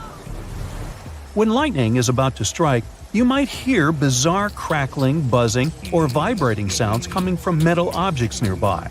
Your palms may begin to sweat, and then you can feel your hair stand on end. That's a clear call for action, and that action is to run for your life. Positive charges are going through your body trying to reach toward the negatively charged part of the storm. Trust me, you don't want these charges to meet. If you see no shelter that you can reach fast, try to make yourself smaller than the objects around you. Drop down your umbrella and stay away from wire fences, metal pipes, rails, and other metallic objects. And don't lie flat on the ground, it's likely wet, which means it's a great conductor of electricity. If you suddenly notice crevices in the asphalt next to your house, it could be a sinkhole warning sign. Inspect your house on the inside. Does that door begin to jam? Or maybe there's a gap where the walls meet the ceiling. Uneven kitchen cabinets and drawers, slanted floors, stairs that begin to slope, water leaking after every rain, and displaced moldings are all signs that a sinkhole is about to open. To find out if it's definitely a sinkhole and how dangerous it is, you gotta consult with an engineering company. If you find a sinkhole that's already there, you gotta stay away from the sinkhole area. Fence or rope it off to make it less dangerous for others. You'll need professional help to fix it. Some volcanoes scream when they're about to erupt. Small earthquakes, which often happen before, produce a hum. It's mostly non-audible to human ears, but sometimes it reaches a frequency that lets you hear it as a strange rumbling or hissing sound coming from the ground. This noise is known as a harmonic tremor. With some volcanoes, it's the sound of magma bubbles vibrating when they're going through crevices in the crust of the Earth. But it's not always like this. If scientists manage to understand what exactly causes these volcanic screams, they could create a limited early warning system for volcanic eruptions. If you're out in the wild, pay attention to the water in creeks, streams, and rivers. If its level is quickly falling, even if it's raining, this might be a sign of a nearing landslide. And if you hear a faint rumbling noise or unusual sounds, like boulders knocking together, it could mean debris is on its way to you. It's a sign to head to safety immediately, like right now. If you were visiting Earth from another planet, your rational mind just wouldn't understand how singing dunes and moving balls of lightning were scientifically possible. I bet you'll feel like these images are just stills from your favorite sci-fi movie. You better hope you never find yourself alone near Catatumbo River in Venezuela during one of its lightning storms. Because if you were, you'd be surprised to find out that lightning works both ways, meaning it can come from the sky and from the ground. Terrifying, I know. Scientists think that in this case, it probably happens because of a high presence of uranium in the bedrock. But it can also happen due to cold and warm air currents that meet around that area. This makes the electric field get all charged up and the bolt flips, traveling from ground to cloud. Scientists even have a fancy name for it: upward lightning. This special place called Catatumbo River became famous because of its light shows. Actually, the name means House of Thunder in the local language. This phenomenon happens for up to 160 nights a year, and it can last around 9 hours a day. When scientists counted, they realized that the area could produce anything from 16 to 40 flashes of lightning per minute.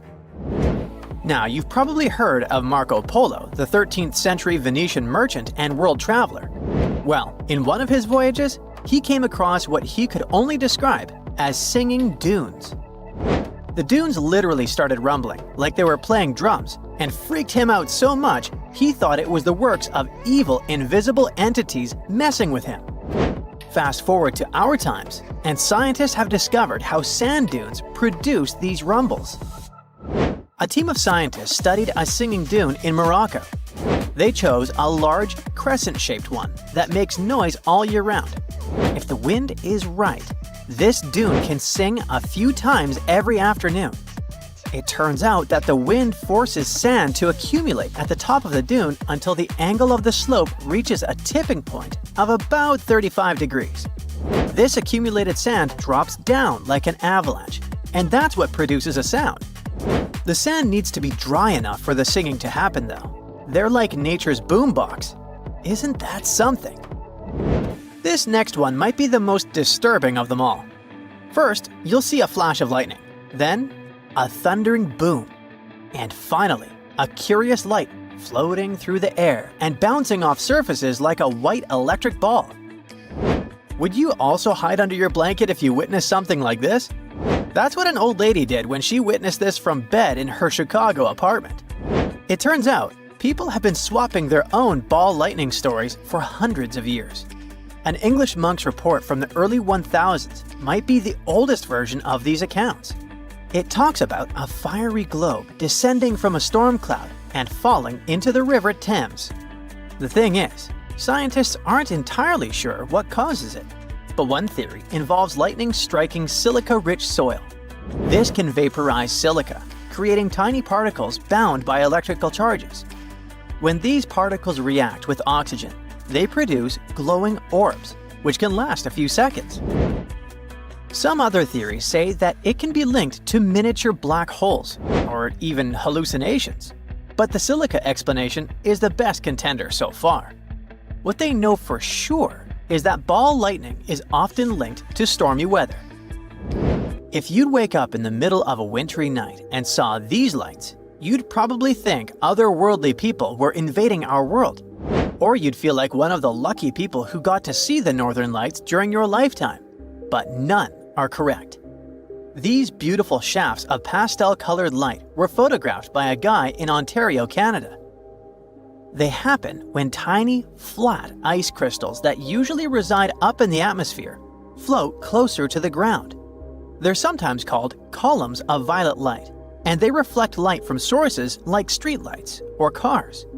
These reflections stretch into tall, colorful columns that look like they're glowing in the sky. The best part is illusion. The pillars aren't really in the air. They're just a trick of light bouncing off the ice. Somewhere near Buffalo, New York, you'll find a surreal combination of the fire and water elements. This phenomenon is called the Eternal Flame Falls, precisely because it never stops burning, even if it's so near the water. This is due to a chemical reaction where gas leaks out of the ground and combusts with the air. It's one out of a few hundred natural eternal flames around the world. But the 30 feet tall waterfall is probably the most beautiful one. Now, how does it get lit the first time around? Usually, eternal flames can be ignited by lightning, human activity, or something called piezoelectricity, which is basically when certain materials make electricity when you squeeze, press, or twist them. Scientists believe that Native Americans lit these flames thousands of years ago, but that's just a hunch. Have you ever imagined going for a midnight swim and suddenly finding yourself surrounded by a glowing blue haze? As if there were huge cannons of light coming out of the seabed directly into the surface. This phenomenon is rare, but it sure is magical. This chemical reaction is known as bioluminescence, and it can happen in different situations. One example is when tiny algae organisms migrate near the seashores. When these algae are disturbed, they try to defend themselves by glowing, and just happen to create the most beautiful spectacle. There's also a specific place in the world where you can see a similar phenomenon. It's in New Zealand. Hidden deep within the country's caves lie the so-called glowworms. They are the larval species of a fungus that happen to be luminescent. If you're lucky enough to tour around these caves, you'll feel like you're floating inside an underground galaxy. The sky can create lots of different cool phenomena, and this specific one is called a crown flash. If you were seeing it with your own eyes, you'd see a column of light jumping or dancing near the top of a cumulus nimbus cloud. Think of cumulus nimbus as massive, towering clouds that look like fluffy mountains. These are the clouds that usually announce thunderstorms, lightning, and heavy rain. Now, although you'd probably think crown flashes looked like some supernatural energetic door opening to the heavens, this is a very scientific phenomenon. It happens when sunlight reflects off tiny ice crystals inside the cloud. But here's the cool part. Those ice crystals aren't just floating around randomly. They're moving because of shifts in the cloud's electric field. As the field changes, the ice crystals realign, and the light they reflect moves too. That's why the crown flash looks like it's flickering or waving. Crown flashes don't happen all the time. You need a thundercloud with the right conditions, lots of sunlight, ice crystals, and a strong electric field. If you ever spot one, consider yourself lucky. It's like nature showing off a rare light trick. We usually see ever-burning hills in sci-fi movies, but this one is real. Located in the Arctic region of Canada, the so-called Smoking Hills is an unmatched sight on our planet. And here, things get even a little science fiction-y, since some minerals that exist in these hills were only ever found in a few places on our planet and outside it, like on the surface of Mars. The ground of Smoking Hills has been releasing smoke for at least a couple hundred years, non-stop. Explorers thought the area was home to an active volcano, but that was not the case. As science explains, the soil in the area is formed by sulfur and coal, and when they're in contact with oxygen, they spontaneously ignite, releasing constant smoke. I just warn you, don't be getting any touristic ideas. The environment is extremely hostile to human life, as the smoke is toxic and its temperatures are dangerously high. 7,500 years ago, the Pacific floor collapsed. Massive landslides buried the seabed in seconds. Fast forward to today, Robot subs have examined the place. Scans have revealed proof of at least 10 distinct cyclical megaquakes. Now, researchers warn, the plates are still locked and building pressure, even today. If they start moving, that could trigger new red alert earthquakes and send disastrous tsunamis toward the coast. Let's look at the map. The fault here is like a giant zipper. It's over 600 miles, stretching from northern California to Canada. It's called the Cascadia Subduction Zone, and it's a part of the Ring of Fire. You know, the famous giant horseshoe around the Pacific that can serve as your where-to-go reminder if you're into volcanic and earthquake tourism. One of Cascadia's biggest events happened around the year 1700.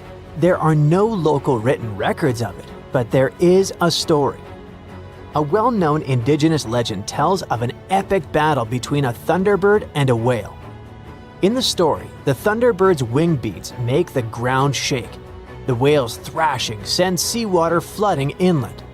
The thunderbird wins by finally grabbing the whale and slamming it back down, shaking the land itself.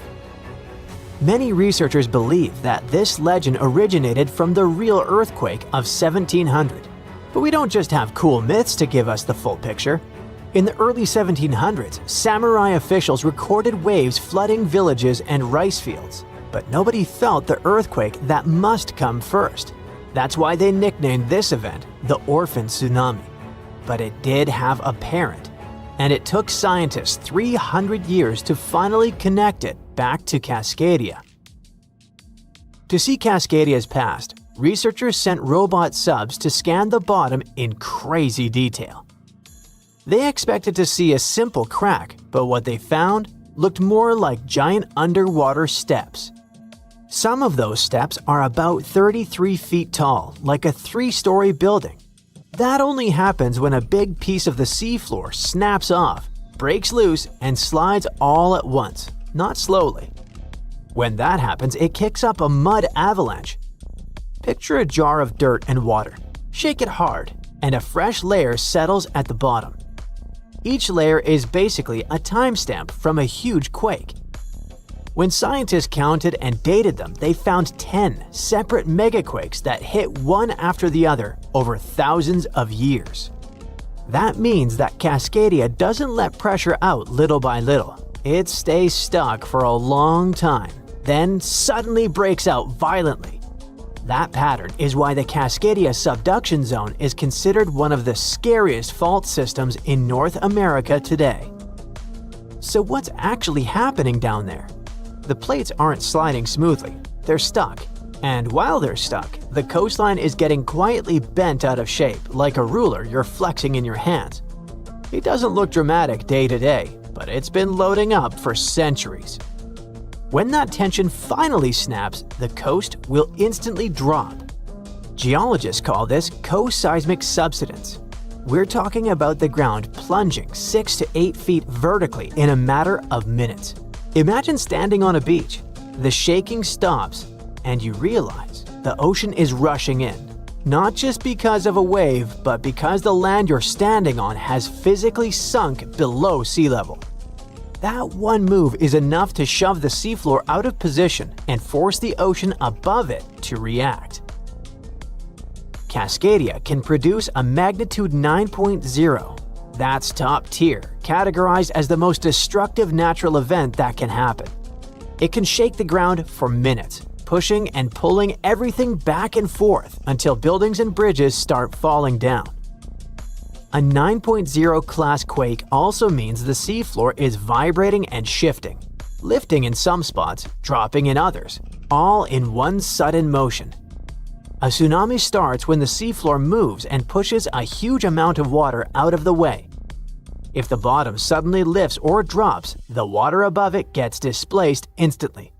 That water has to go somewhere, so it races outward in every direction. Out in deep water, that wave is rarely tall. It spreads out across a long distance, so it can pass under ships without anyone noticing.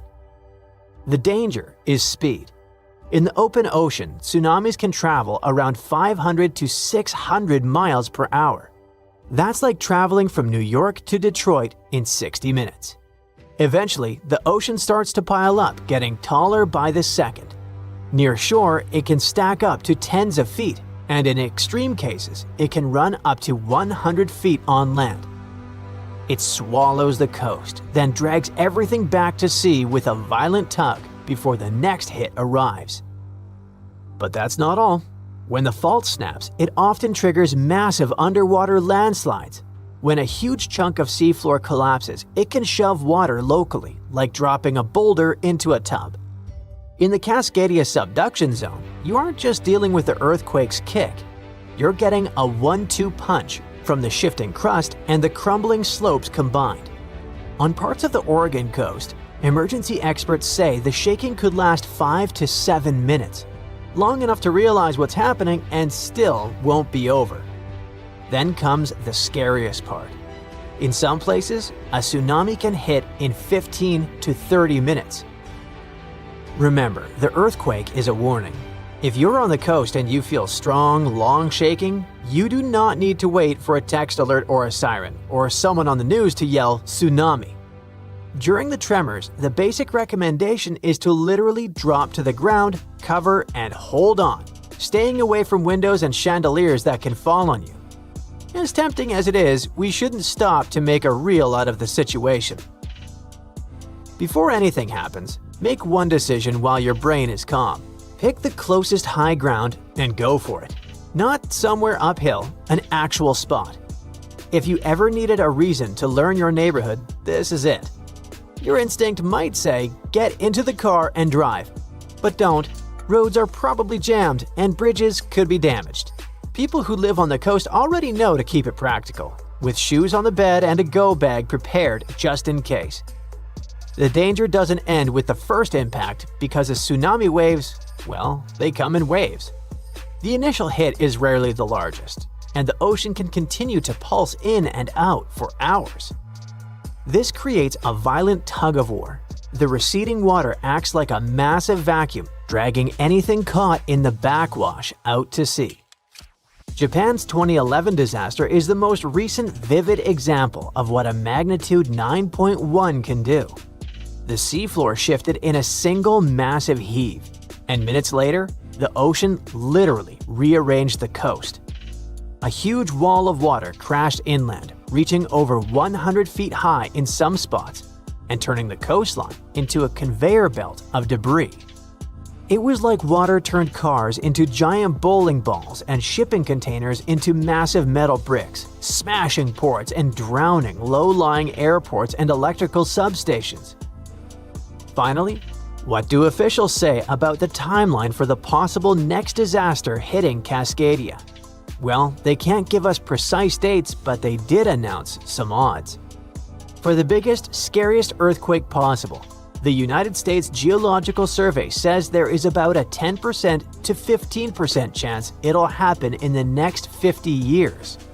Chances for a quake that isn't the mega version are 1 in 3 in the next 5 decades. Those odds are actually pretty high. But here is why it isn't all that grim. Scientists know this isn't random. Cascadia has a pattern, and patterns are what preparation runs on. We already know how to build for big shaking, and we're getting better at spotting where stress is building. It doesn't mean we can stop the earthquake, but it means we're getting way better at knowing what to expect. In the meantime,